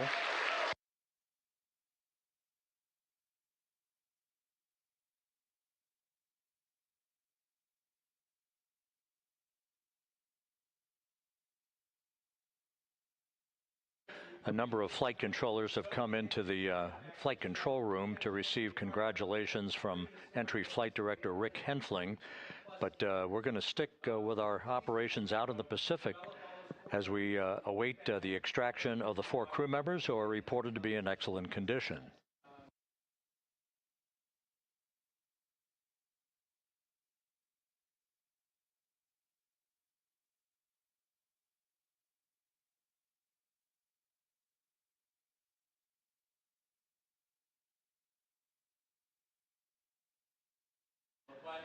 Again, while we stand by for that front porch to be erected alongside of the side hatch of the vehicle, let's go back to the USS John P. Murtha and Megan Cruz. Megan?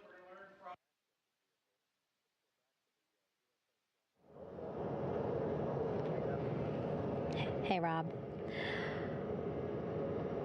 Pausing now to listen to some internal audio loops. Again, the operations team here on the ship communicating with everyone out on the water. It seems like currents are hindering them a little bit from unfurling and inflating the stabilization collar as well as the front porch.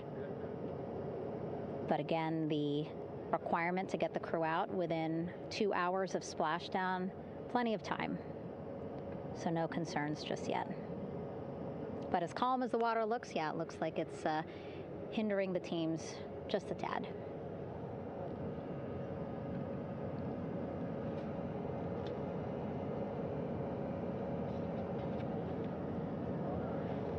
You can see in some of our shots that side hatch still open. Again, inside there are now 8 people inside. 4 divers, Navy divers, all with medical training, each assigned to an astronaut each. Making sure that they're comfortable, feeling good.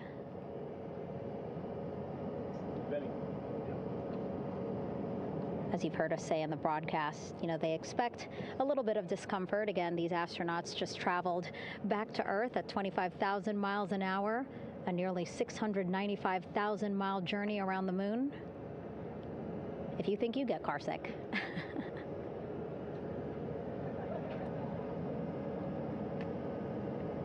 Again, 6 boats out there, lots of gear with them, just in case, right? As we said, the crew reported feeling great, but again, all those folks out there in case they weren't, right? NASA is all about making sure we think about every situation that can happen, and so, of course, wanted to be ready in case any of our astronauts needed more medical attention while out there in the water.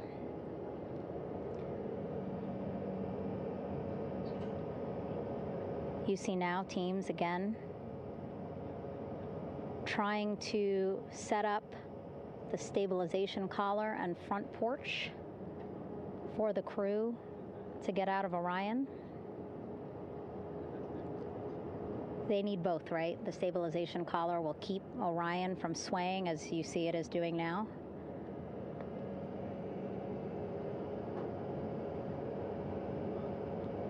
And then they will connect the front porch to the stabilization collar so that the crew can take 2 steps and they will be in the front porch.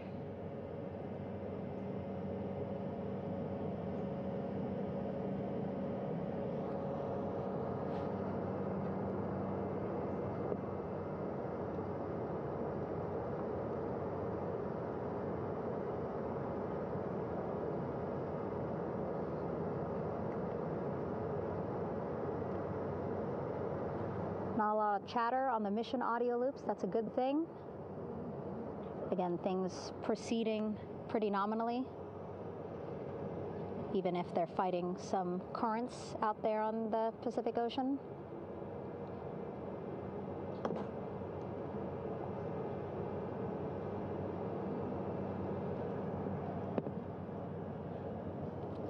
Again, the goal, setting up the stabilization collar and the front porch so that the crew can rest comfortably in the front porch, get placed into harnesses so that 2 helicopters can lift them off the front porch and onto the USS John Murtha here.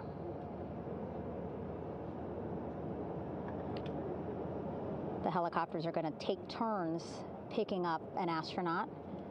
So again, Helo 1 and Helo 2.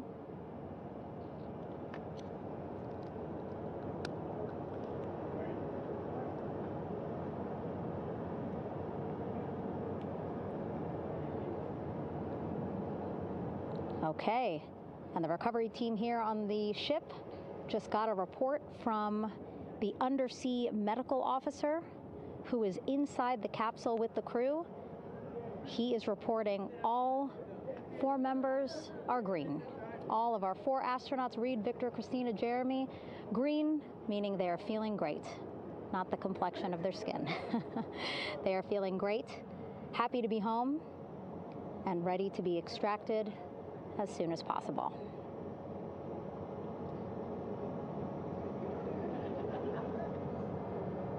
And so, as I was saying, we have 2 helicopters circling the activity you're seeing on the water right now. Each will take turns picking up an astronaut. So Helo 1 will come on in, hover above the front porch, about 40 feet above the front porch. A Navy recovery specialist will be hoisted down into the front porch. The restricted maneuvering doctrine is in effect. We'll connect to the first astronaut, which we're expecting to be Christina. And then Helo 2 comes around, picks up Jeremy, while Helo 1 stays above head, and then Helo 1 will come back in for another astronaut, and then Helo 2 for the last astronaut, and then back to the flight deck here on the recovery ship.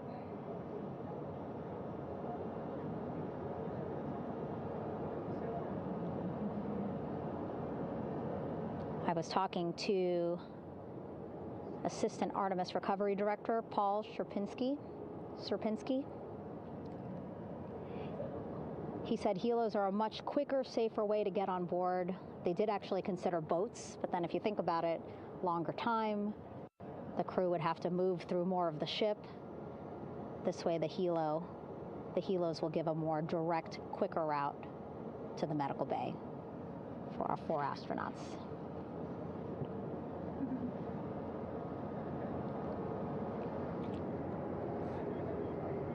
Beautiful shots from our aerial and imagery teams.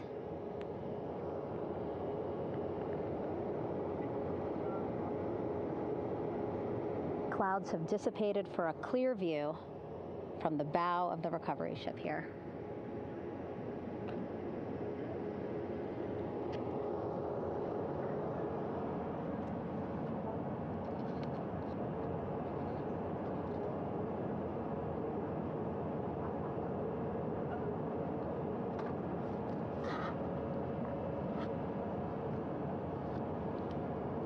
You can still see divers in the water there.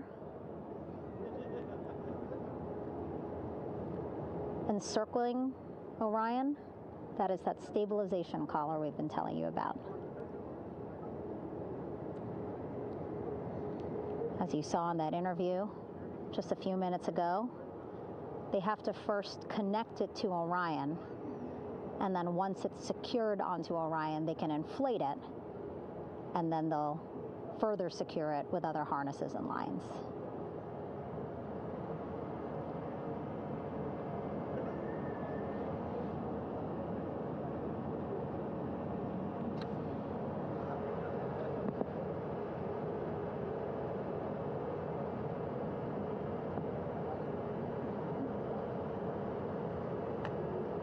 About an hour and 10 minutes since splashdown in the Pacific Ocean here.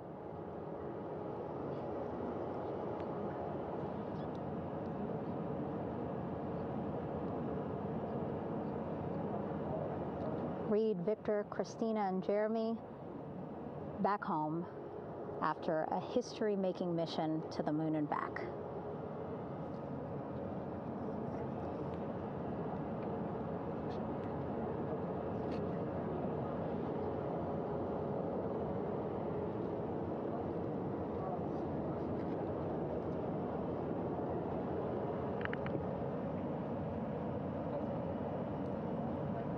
And if you missed what we said just a couple of minutes ago, the undersea medical officer inside with the crew in Orion reporting all 4 crew members feeling great.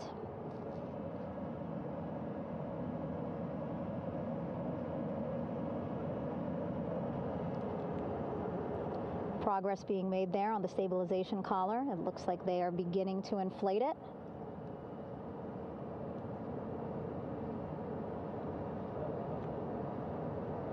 And it looks like they're starting to unfold the front porch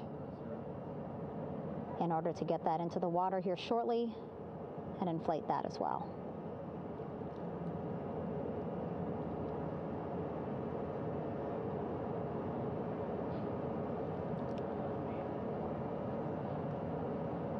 Again, more than 40 people out in the water right now. And those Navy and NASA personnel have been in the water for now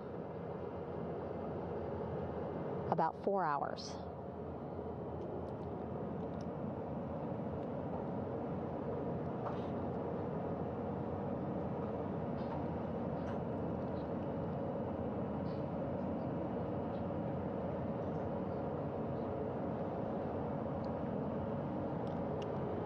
The reason why they had to get out so early is just to stage everything.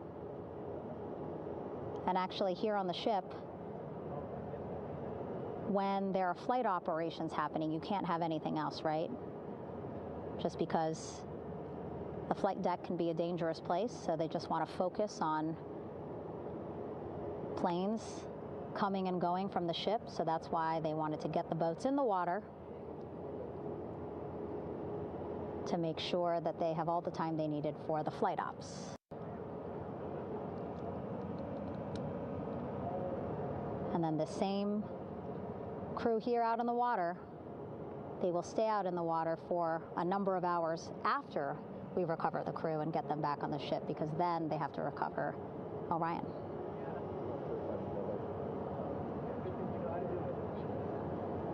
All right, that stabilization collar looking good around Orion. We're now seeing some recovery personnel getting on to that collar. Again, they need to further attach it to Orion to make sure that it can really prop up the spacecraft. It's basically lifting it up off of the water just a tad. Again, so it's not so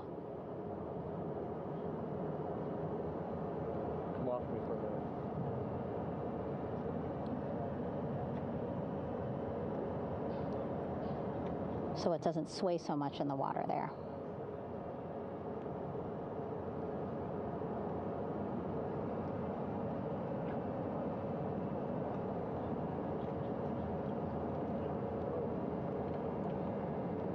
And now that front porch looks like it's nearly fully inflated as well. You can see a much larger surface area.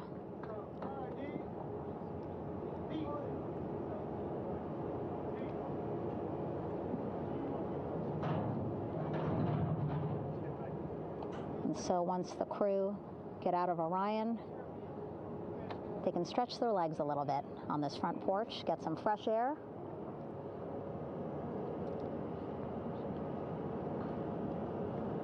And enjoy this beautiful day here on their home planet.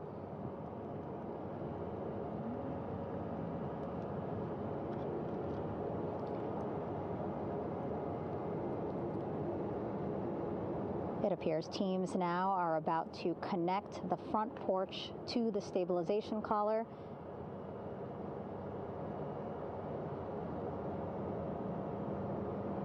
And at that point, when both are secure, we should soon see astronauts come out of Orion.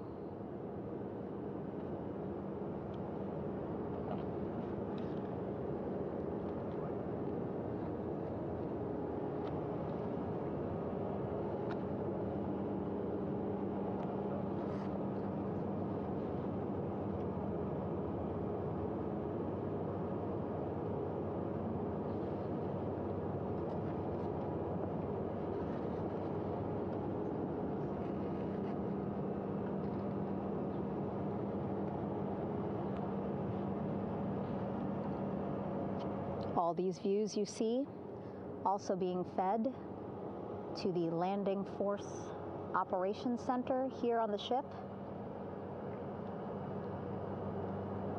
Of course, it is very important for our recovery teams leading the mission to have all the views that you're seeing as well. Again, listening to their communication loop here on the ship.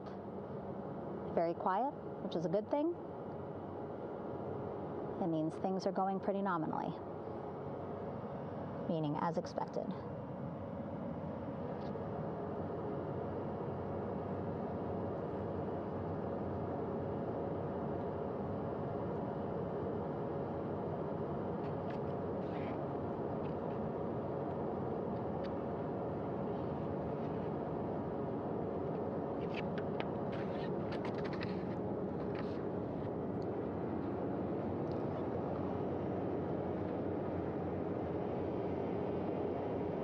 Again, all this activity happening just 3,000 yards away from the ship. So that means this will be a very quick flight back on the helicopters for the crew. 2-3 minutes, and then they'll be back here on the ship. I know.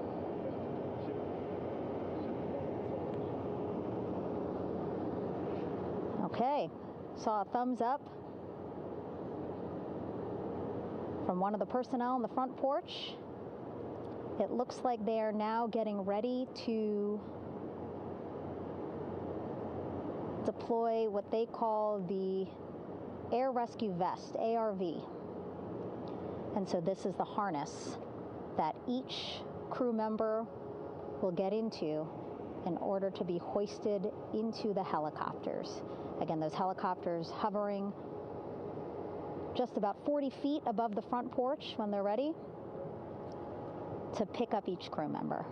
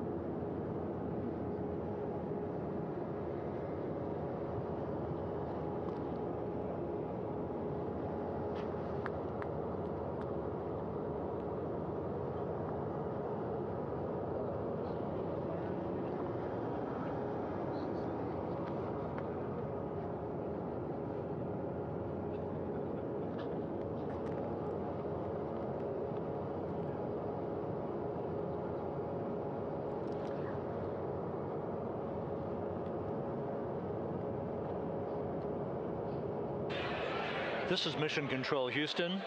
Behind me, a fairly raucous scene as hundreds of flight controllers have poured into the flight control room here. This is reminiscent of the scene after the final shuttle mission of STS-135, although that was the end of a program. This is only the beginning of a program with the textbook splashdown of Integrity and its 4 astronauts. We're standing by for the crew to be extracted from the spacecraft.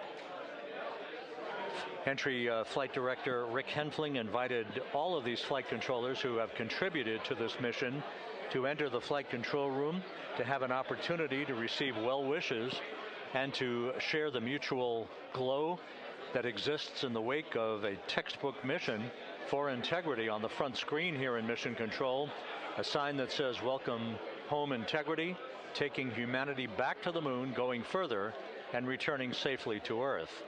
So all of that jubilation, part of the post-splashdown activities, even as we await the crew being extracted from the vehicle to be hoisted onto Navy helicopters for the trip back to the USS John P. Murtha.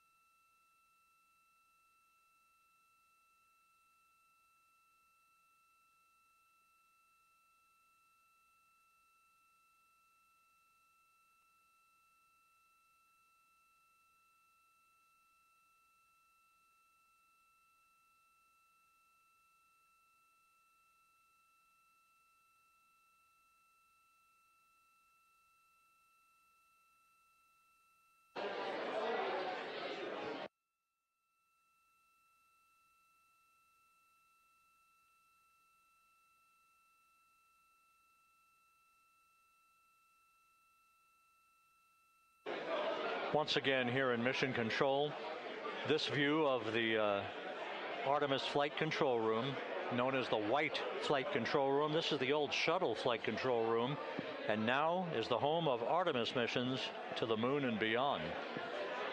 Once again, quite a few flight controllers were invited in by Entry Flight Director Rick Henfling to share in the jubilation following the successful splashdown of Integrity.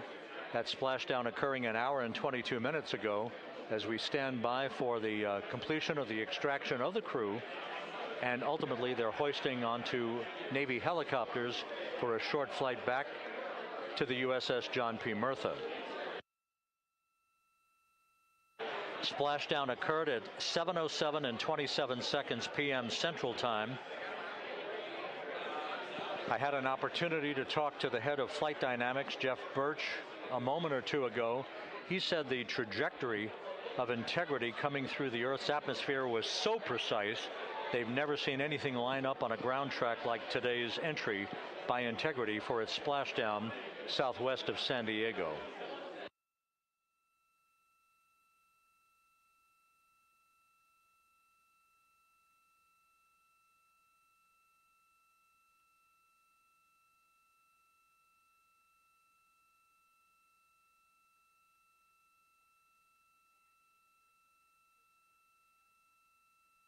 And the initial, you can hear it.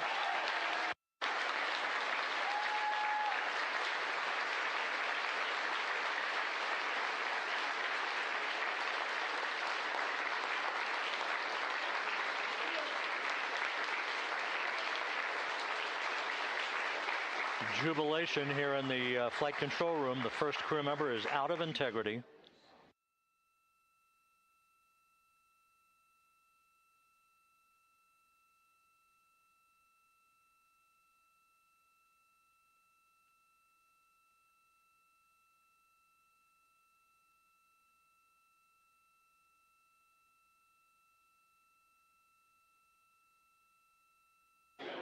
We are expecting the other crew members momentarily to be extracted.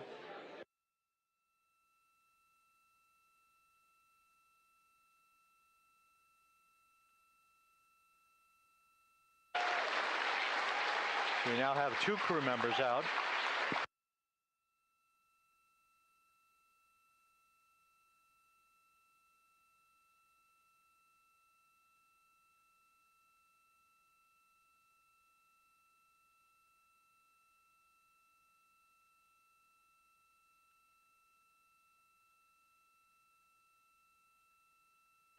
Two crew members out, 2 to go.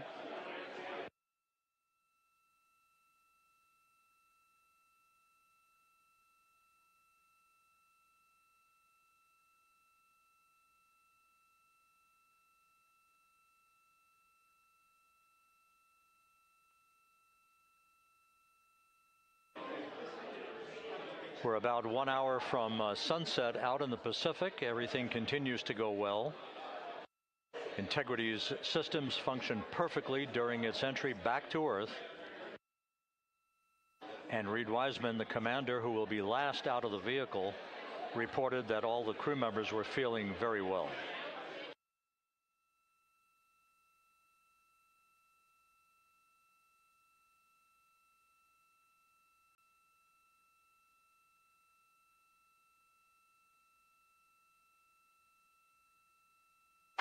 Crew member number 3 now out.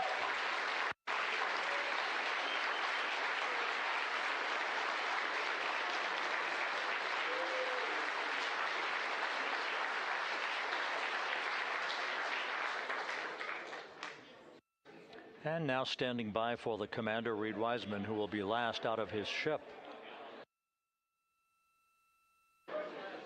Bobbing in the Pacific under almost ideal conditions, Integrity spanned 694,000 miles during its journey from launch to splashdown.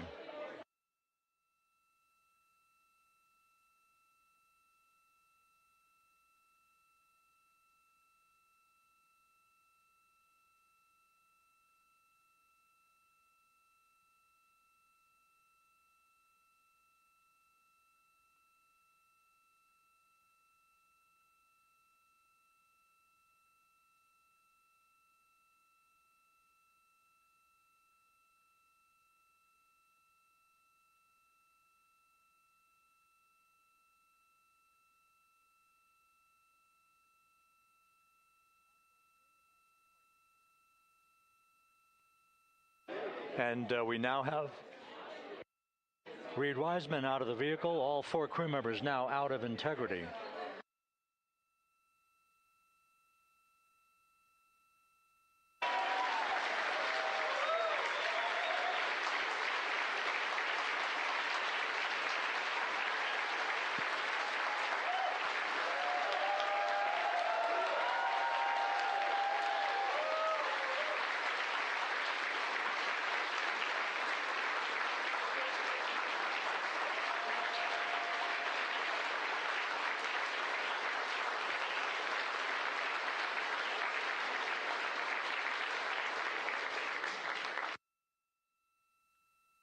Once again, all 4 crew members now on the front porch, and the procedure to begin hoisting them up to these 2 Navy helicopters hovering overhead will begin shortly.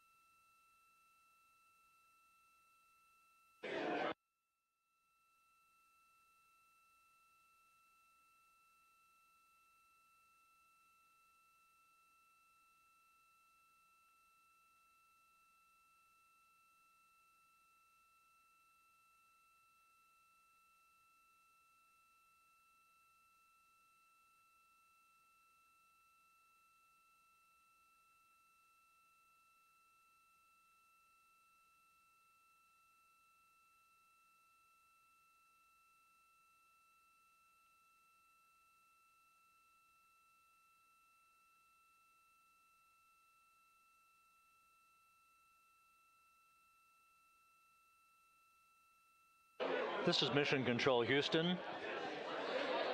The mission is over, but the melody lingers on as jubilation continues here in the flight control room.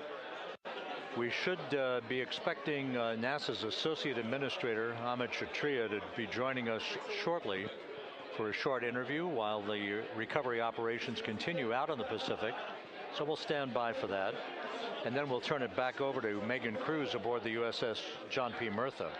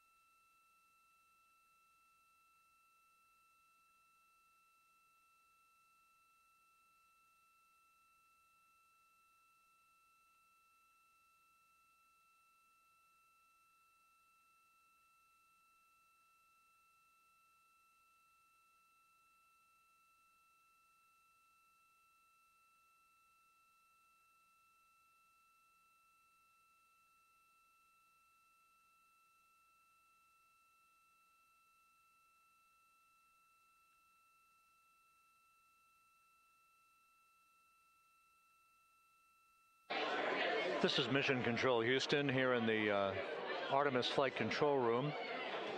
A number of flight controllers basking in the glory of the successful end of this mission that carried 4 astronauts around the moon on a lunar flyby, and the first test flight of Orion with crew members on board.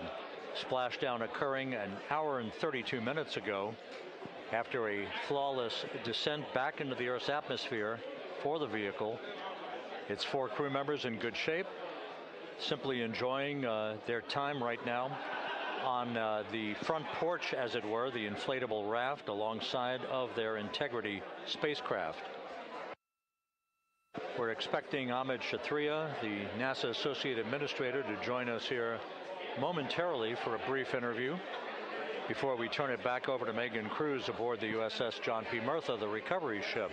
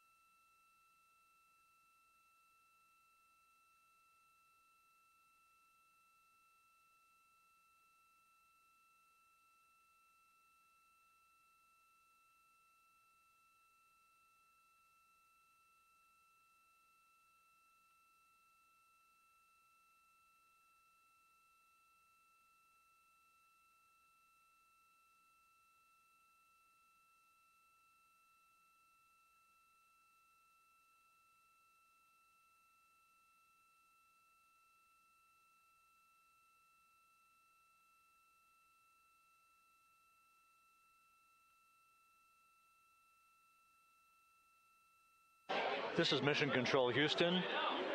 We're about an hour and 34 minutes since the textbook splashdown of integrity in the Pacific to bring home our astronauts. And with us now is Amit Kshatriya, the NASA Associate Administrator. Amit, a little bit of history made tonight, a little bit of history made over the past few weeks. Your thoughts as this team here basks in the glow of what they just accomplished? Yeah, Rob, we're here in the control center, and it's kind of overrun with jubilant folks in the Mission Control Houston, as well as engineering, and folks that just want to be here, part of it, as we watch our crew get extracted from the vehicle. And, you know, my thought is always, always, always about these teams, the team that's in the water right now, pulling the crew out, the team here in Houston that worked so hard over the last 10 days, no sleep to get this done.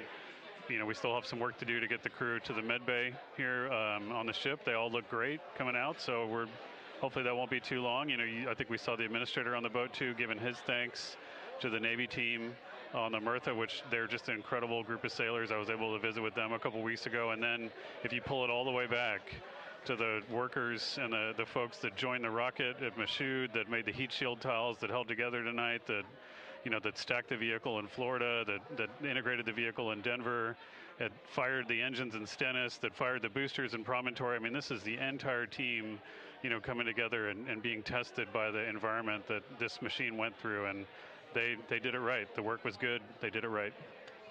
You've said in a number of briefings, of course, and in other forums that this is just the first step. The cadence has to step up, as the administrator has indicated. Now, it's a little early for the full report card on how integrity did, but did this mission ultimately, from your eyes view, exceed expectations? It absolutely did. I mean, I was waiting to talk about this until we're in the water, and, you know, I think we still have, again, work to do to bring it in and really kind of go through it bolt by bolt and see what we learned. But I mean, so far, given what we learned during the mission and given how we performed on ascent, on entry, you know, I always think about energy in terms of the states that you worry about the most, and every time we put these machines through these incredibly energetic states, they came through. So I'm fairly confident that we made a big step tonight to get us on the path towards the surface. I think the path to the surface is open now. You know, we do have to do all the work, and we'll make sure we talk about that as cleanly as we can. We learned a few things during the mission, but I have to tell you, this was an incredible test of an incredible machine. From an American psyche standpoint, the Empire State Building was lit up red, white, and blue tonight. Our coverage was seen on baseball stadiums around the major leagues. How captivating was this experience for the American people, for the world, in fact, as we returned to the moon? You know, I have not been able to watch a lot of the coverage as we've progressed through the mission. I will tell you, just, you know, from my witness in Florida before launch, and then seeing the people's faces here, and then, you know, reading where I can about how things are going. I think this has been a gift to the world from NASA. NASA has given the world a gift, proving to folks all over the place, especially young people, and that to me is what this is really about. Young people, when they see what we can do when we work together, when we have teams that collaborate, that, you know, it doesn't matter how hard the problems are, we can solve them. I'm hopeful that Artemis II, as folks witness what we were able to do with this incredible crew, this incredible team that we've birthed into the world, scientists and engineers and artists that have been inspired by this.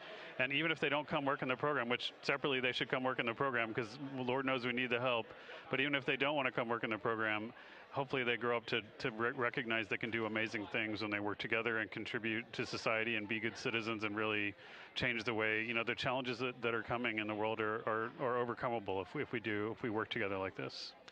And one final question. You know, flying to the moon, we did it. We've done it again this past week and a half or so. But the engineering that went behind the design of this mission and the precision, the pinpoint precision of this vehicle entering that entry corridor, it's almost mind-boggling. Yeah, it is incredible when you think about the energies involved and the uncertainties involved. That when we inserted the vehicle into orbit, it was 99.2% down the middle. When we dropped the vehicle right on top of the fleet here, you know, our guys knew exactly where to go, but the guidance was perfect. You know, and it's interesting. I've got this question a lot over the last few weeks about, you know, we did this before 53 years ago, and you know that.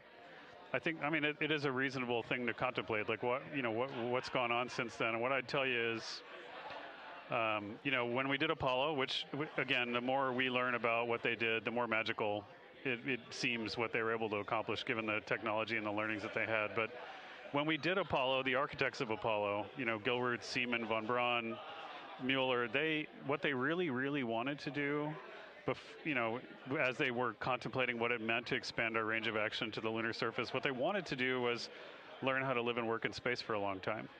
They wanted to do that first before they were confident they could expand their range of action to the moon. Now, of course, the politics of the time and the mission at the time was different, and so they had to go straight to the moon and bring people home. And then after that, the program kind of lost its momentum. But you know, after that, NASA kept moving along those paths, right? So we recognized during Apollo that reusability was going to be important. We spent a lot of money on those machines, and you know, we spent a lot of money on these machines here, even though, but we recognized that reusability was important, which is why we built a winged space plane called Space Shuttle, and then we used that reusable machine to build a space station. And we learned for 25 years how to live and work in space, and have been able to develop technologies that can enable exploration. So really, what I think is now, 53 years later, we're at the point where the architects of Apollo would have been pleased that we're now ready to actually go back to the moon and go back to stay, because we've learned all the things we needed to learn. There's a lot of people pleased here tonight, and we really thank you for joining us. Amit Kshatriya, NASA's Associate Administrator, as we begin to hoist the crew onto the helicopters to head back to the recovery ship. Thank you very much, and congratulations, Amit.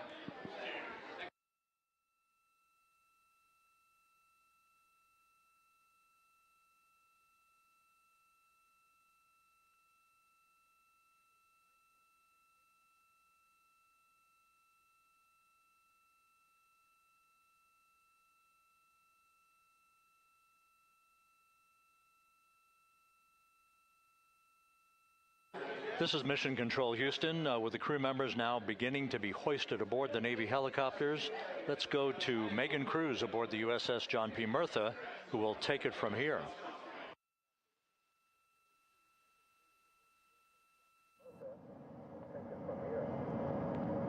Hey, Rob, yeah, back on the bow of the ship here, we are seeing the helicopters circling Orion, the first one there, having just completed picking up the first astronaut.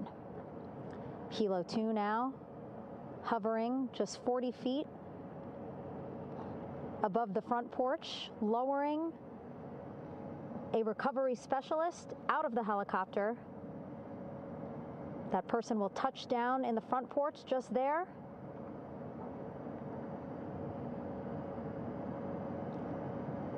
The crew members already outfitted with a harness that will allow them to quickly attach to the hoisting device.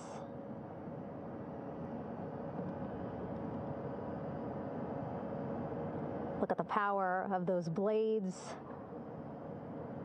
throwing water out at the center there, the front porch, with now 3 astronauts and the recovery specialists. Again, crews already outfitted with a harness vest. And here we go. Second astronaut now off the front porch, getting hoisted into the second helicopter.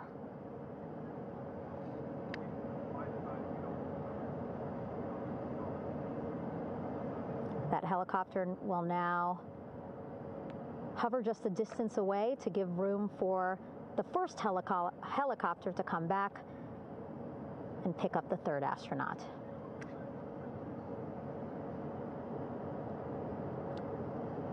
As we wait for that helicopter to come back, make its way back around, just want to mention that the President of the United States called our NASA administrator today while he was on the ship, just minutes after we interviewed him live on our coverage, and congratulated him and NASA on this history-making moment tonight. Helicopter 1 again hovering 40 feet over the front porch. We will soon see another recovery specialist getting lowered onto the front porch.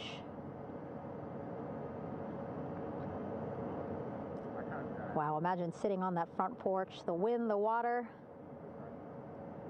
But again, the recovery team determined that a helicopter flight back to the ship here would be safer, faster, and more comfortable for our crew who just completed a 10-day mission around the moon.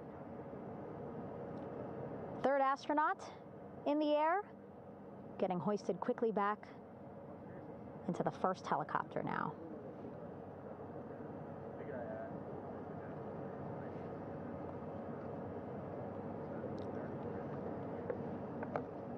That first helicopter now on its way back to the ship here. We will soon see it land in just a few minutes. Again, all this action happening just 3,000 yards away from us, so a very quick flight back to the flight deck. And now the only person left on the front porch, Commander Reed Wiseman. That second helicopter now making its way back over to the front porch.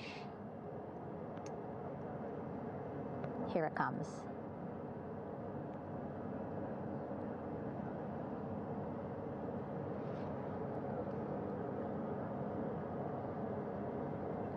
Making its final approach here.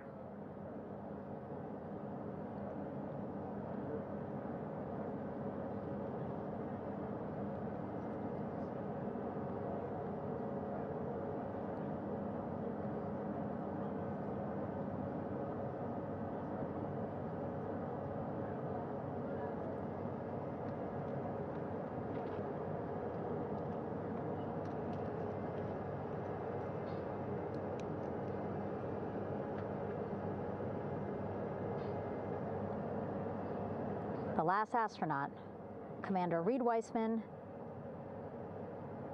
now off the front porch and almost into the second helicopter.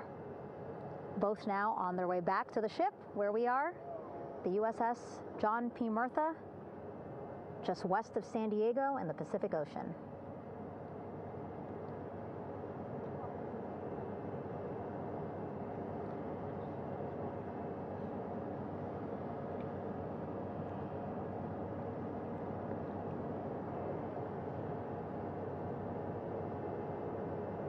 Exciting to see our 4 crew members minutes away from landing on the flight deck here on the recovery ship.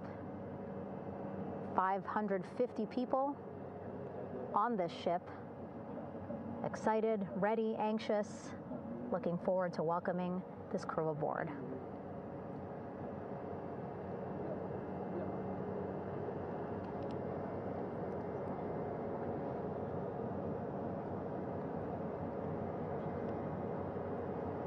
Watching them now with our own eyes. Close to the ship here. Hearing them begin to hover on the flight deck, which is just across from us, here on the bow.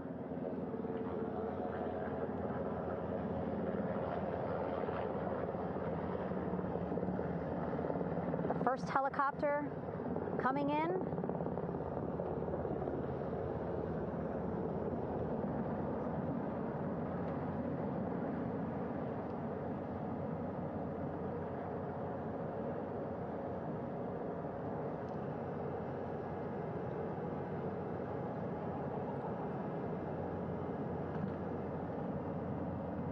And wheels down.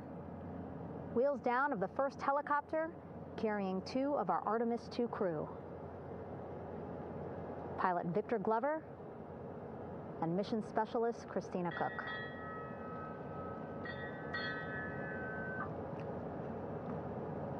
Hilo 1 on deck reported on the recovery loop.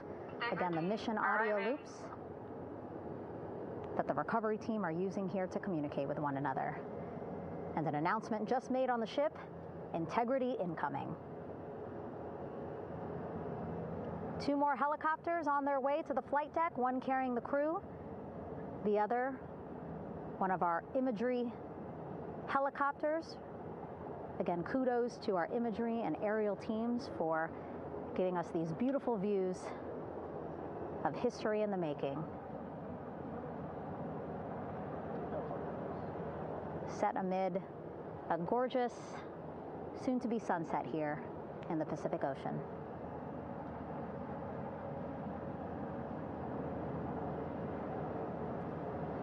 Second helicopter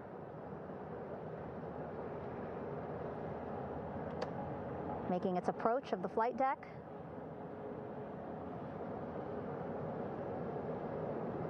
Plenty of people here on the bow with their cell phones out, filming this moment.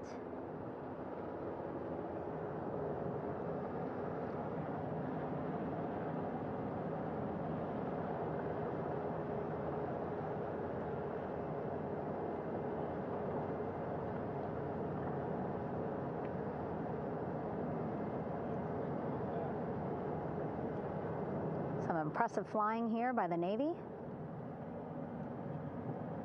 as we are seconds away from wheels down. And there you go. We now have all 4 Artemis II crew members on the USS John P. Murtha.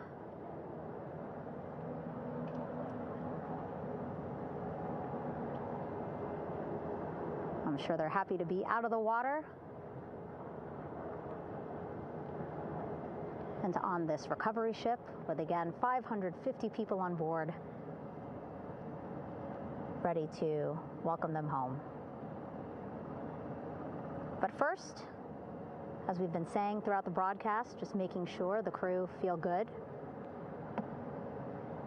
We reported that they were feeling good when they were in Orion, but those were just initial, quick, verbal assessments of how they're feeling.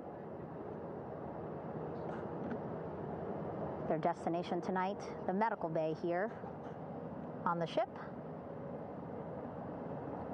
right after we power down the helicopters here.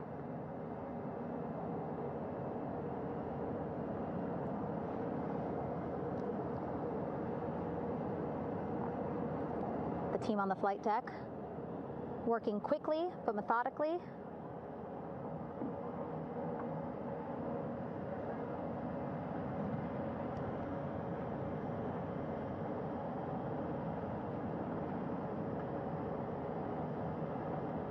Waiting for just one more helicopter to touch down.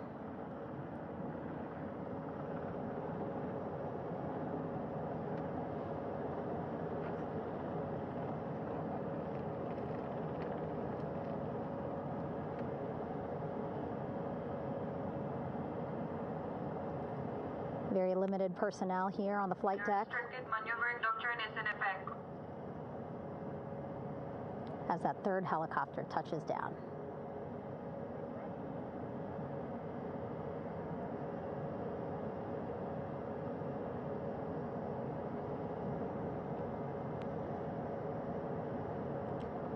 The ship is at flight quarters.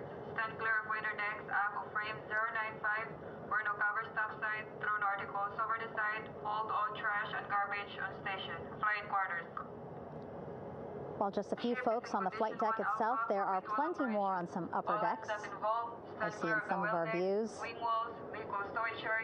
a very packed crowd overhead. Announcements being made over the ship's loudspeaker system, reminding folks to stay clear of operational areas like the flight deck, so that teams can work quickly to get the crew off of the helicopters and into the medical bay.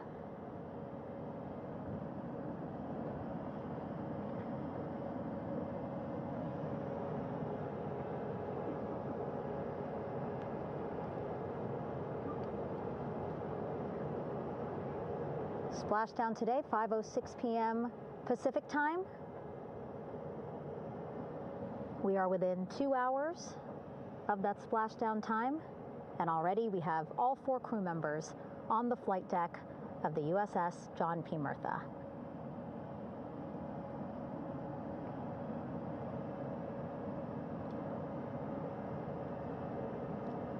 Again, crew waiting before getting out for the helicopters to completely shut down.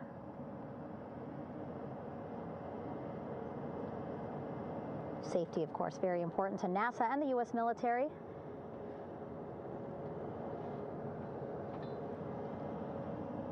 So we'll wait just a couple of minutes here before we start seeing crew members walk off the helicopters one by one.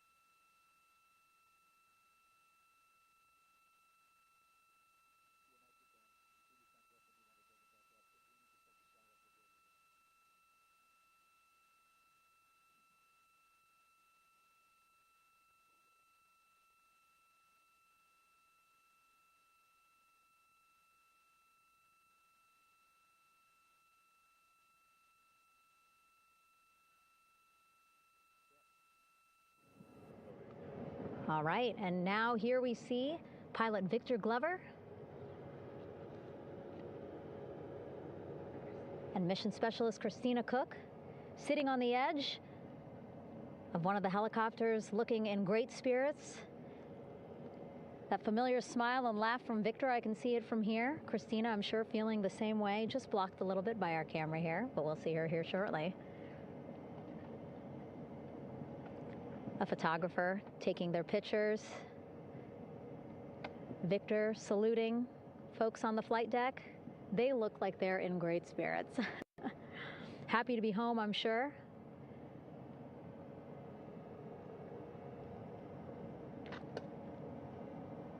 If you're sitting at home, I hope you too are wondering, what would you want to ask them if you got a chance to talk to them? Because that is what I'm thinking about. Getting the opportunity to talk to or ask questions of these 4 astronauts who just made history as the first crew to return to the moon since 1972.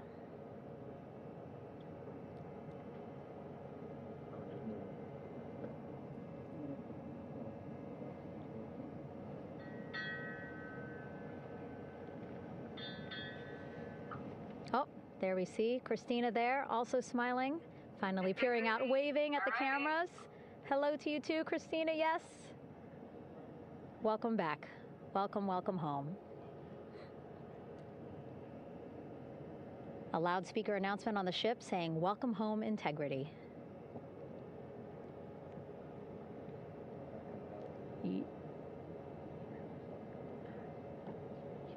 Victor in great spirits. I can't see who he's talking to, but I kind of think that he might be talking to his other 2 crew members. Shouting from across the flight deck, congratulations to one another.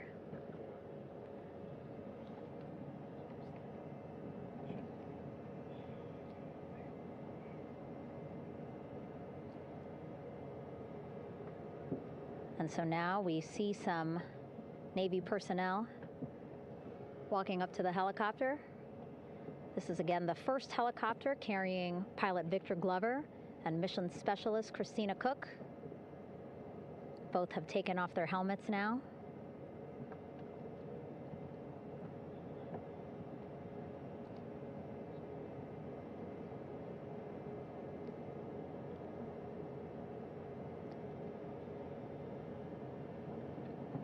Some pictures, video to catalog this historic moment. A beautiful sunset just behind them here in the Pacific Ocean. Golden hour. These pictures will be beautiful.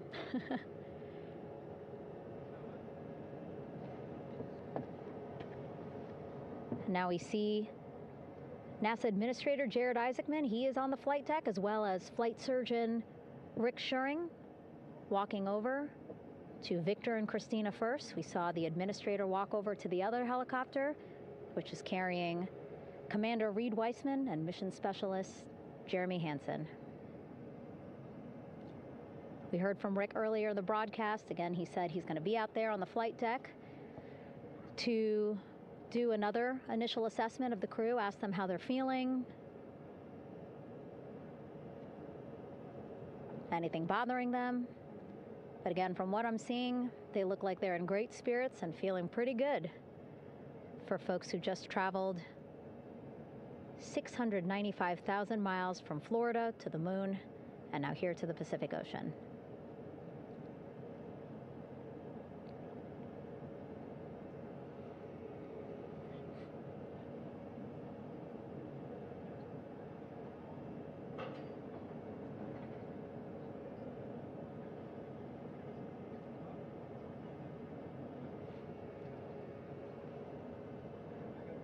We're now seeing NASA Administrator Jared Isaacman walking across the flight deck. He had been talking to Reed and Jeremy, now approaching Victor and Christina. A hug from Victor, a hug from Christina. What a moment that we're getting to experience together.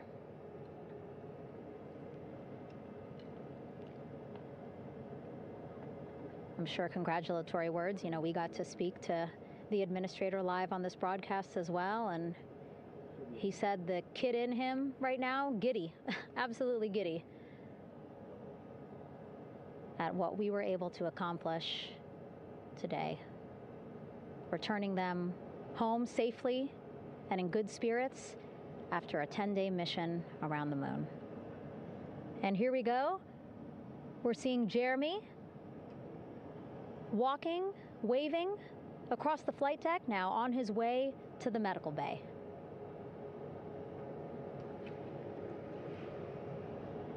It's a short walk,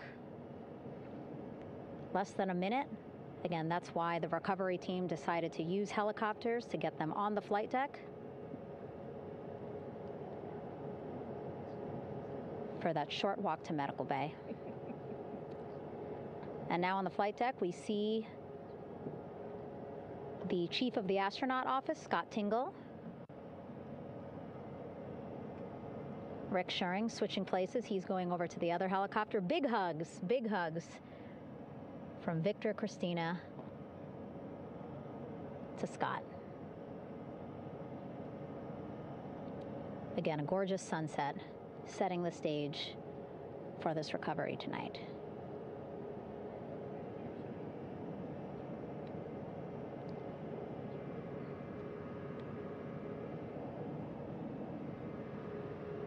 All right, and now here we are, Christina, making her way, looking thankful, grateful, happy to be home.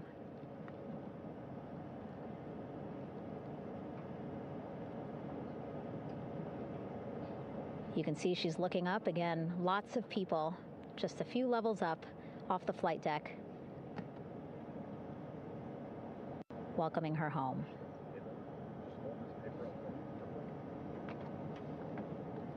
Scott holding the door like a gentleman, but back on his way to the other crew still on the flight deck.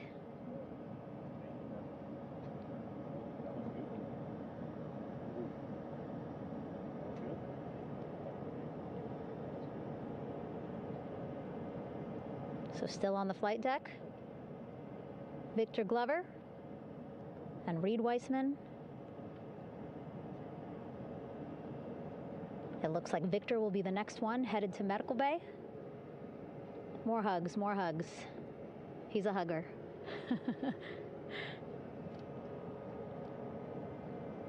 Victor looking good as he walks across the flight deck. NASA Administrator applauding.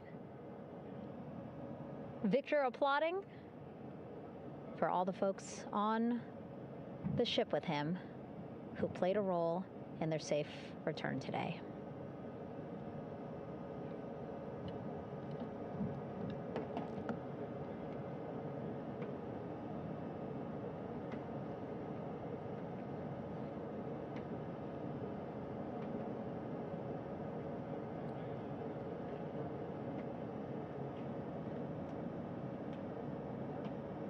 And finally, just one Artemis II crew member left on the flight deck, Commander Reed Weissman.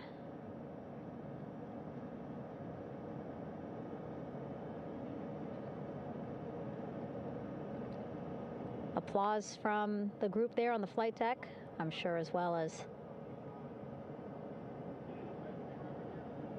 on the level just above them, packed with people. Reed looking good as he takes his steps towards the medical bay.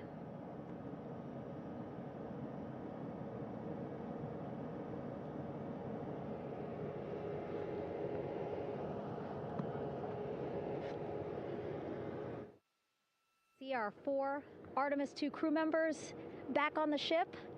Again, now they will head into medical bay, where they will be assessed by flight surgeons from both NASA as well as the Canadian Space Agency.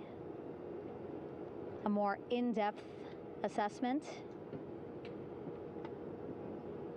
When they get to medical bay, they will each have their own nurse. They will be helped out of their suits. And then again, we'll check to see that they're feeling good. Make sure it's not just adrenaline, but that they are feeling good from their long journey back from the moon. Beautiful shot of that sunset, illuminating our flight deck.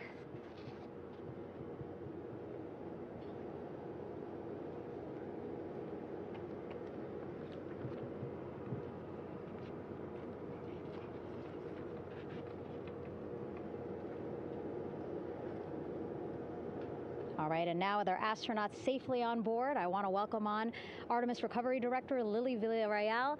Lily, I don't know how you must be feeling right now. Ecstatic, relieved? I'm so ecstatic, relieved. Of course, we still have to bring the capsule into the well deck of the ship, but this is a major milestone to have the crew here on the ship and in med bay. You know, our team has been preparing and working really hard, and I'm just so proud of them all. Everything went very well, just as planned. Our teammates in Houston, the flight control team was just amazing. We were able to have great conversations and communications about everything. And I don't know what else to say. I'm just so ecstatic. It's such a wonderful feeling to get to this point. Again, we still have to get the capsule, but this is huge for all of us in landing recovery, and I couldn't do this without my team, and of course the full support of the U.S. military.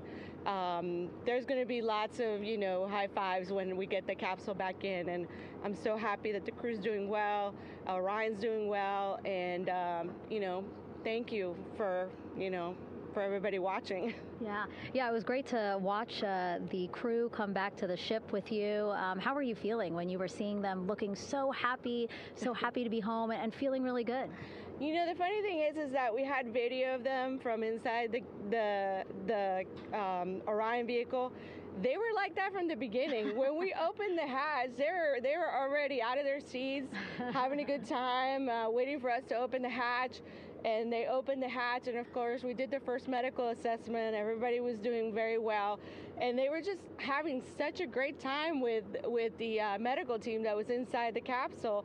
I think they were all taking selfies with the phones that they have, probably talking about what they saw, and it was just smiles all around. They were having such a great time. And then we put them on the front porch when we were ready to put them on the front porch. And again, you could see they were just so ecstatic to be home and talking to everybody. So we were very happy to see all of that in the control room of the LFOC. How remarkable is that? Again, if we think about their journey, the 695,000-mile journey around the moon and back, coming back at 30 times faster than the speed of sound. I mean, how remarkable is that they are in such good spirits? I mean, this is an amazing crew. I think you guys have seen it for the past 10 days. They're wonderful people, and we're so happy that they brought us along on that ride.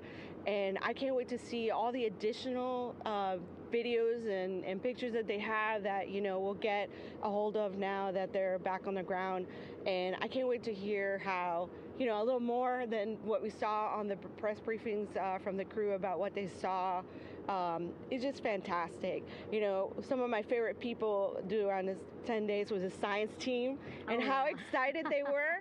And so this is exactly how we feel in the landing recovery team when the science team went, oh my goodness, when they heard all the discussions about the moon. This is exactly how we feel now in the landing recovery team. We're so ecstatic. Yeah. Again, we have to recover the capsule. I want to make sure we don't forget about our Orion. Lily's all about business. She's thinking about what's next. But yeah, speaking of these 10 days, I mean, we have been along for the journey with them, live with them 24/7 for 10 days, and just really seeing the engagement that we've gotten from around the world. What do you hope people take away from this mission? I think that's fantastic. So, you know, my story was that I went to the Kennedy Space Center. I was born in Colombia. I was 10 years old when we moved to the United States, but when I was 7, my family took me to the visitor center, and that's when I learned about Apollo.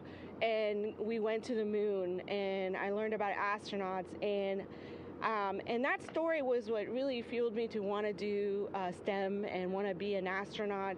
And I think that this Artemis program is going to do exactly what, what girls, my age back then is 7, young people right now, girls and even like young men, obviously. But we want to empower people to know that you can do this, right? If you want to come and work for NASA, if I did it, they can do it. And Artemis program is just going to inspire everybody. And I'm so happy about that. Yeah. Like Apollo inspired me. Thank you so much, Lily. Really appreciate you being here. As you said, still a lot of work to do. 5 to 6 more hours to recover Orion that's still out in the water. So I'll let you get back to it. But you had beautiful words to say again. We hope that this inspires people. We hope that you come and join us at NASA and accomplish great things with us in the future. Yeah. Back to you, Rob. Thank you, Megan, and safe sailing out there in the Pacific. Here in Mission Control, it is now all quiet.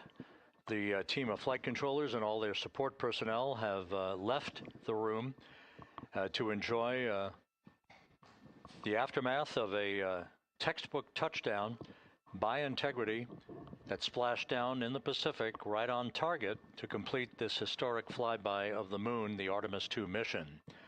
With that, we'll wrap up our coverage for the night and point you to a post-splashdown news conference in 15 minutes at 9:35 p.m. Central Time, 10:35 p.m. Eastern Time, where managers will discuss the return of the Integrity spacecraft and the completion of the Artemis II mission. With that, we'll wrap up our coverage for this evening and historic mission in the history books. This is Mission Control Houston.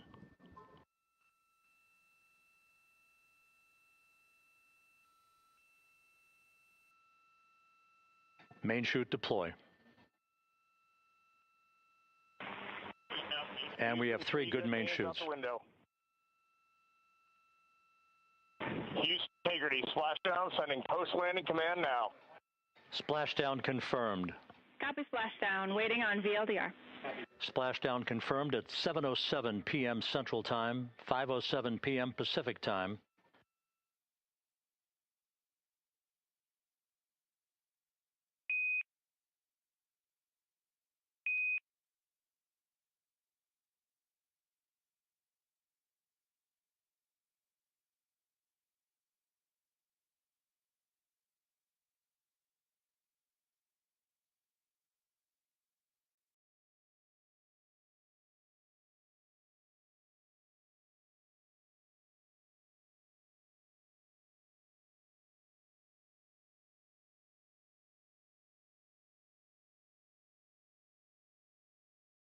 Olha para essa imagem. Você está vendo a Terra, não de um avião, nem de um satélite. Você está vendo a Terra do lado oculto da Lua, o lugar que nenhum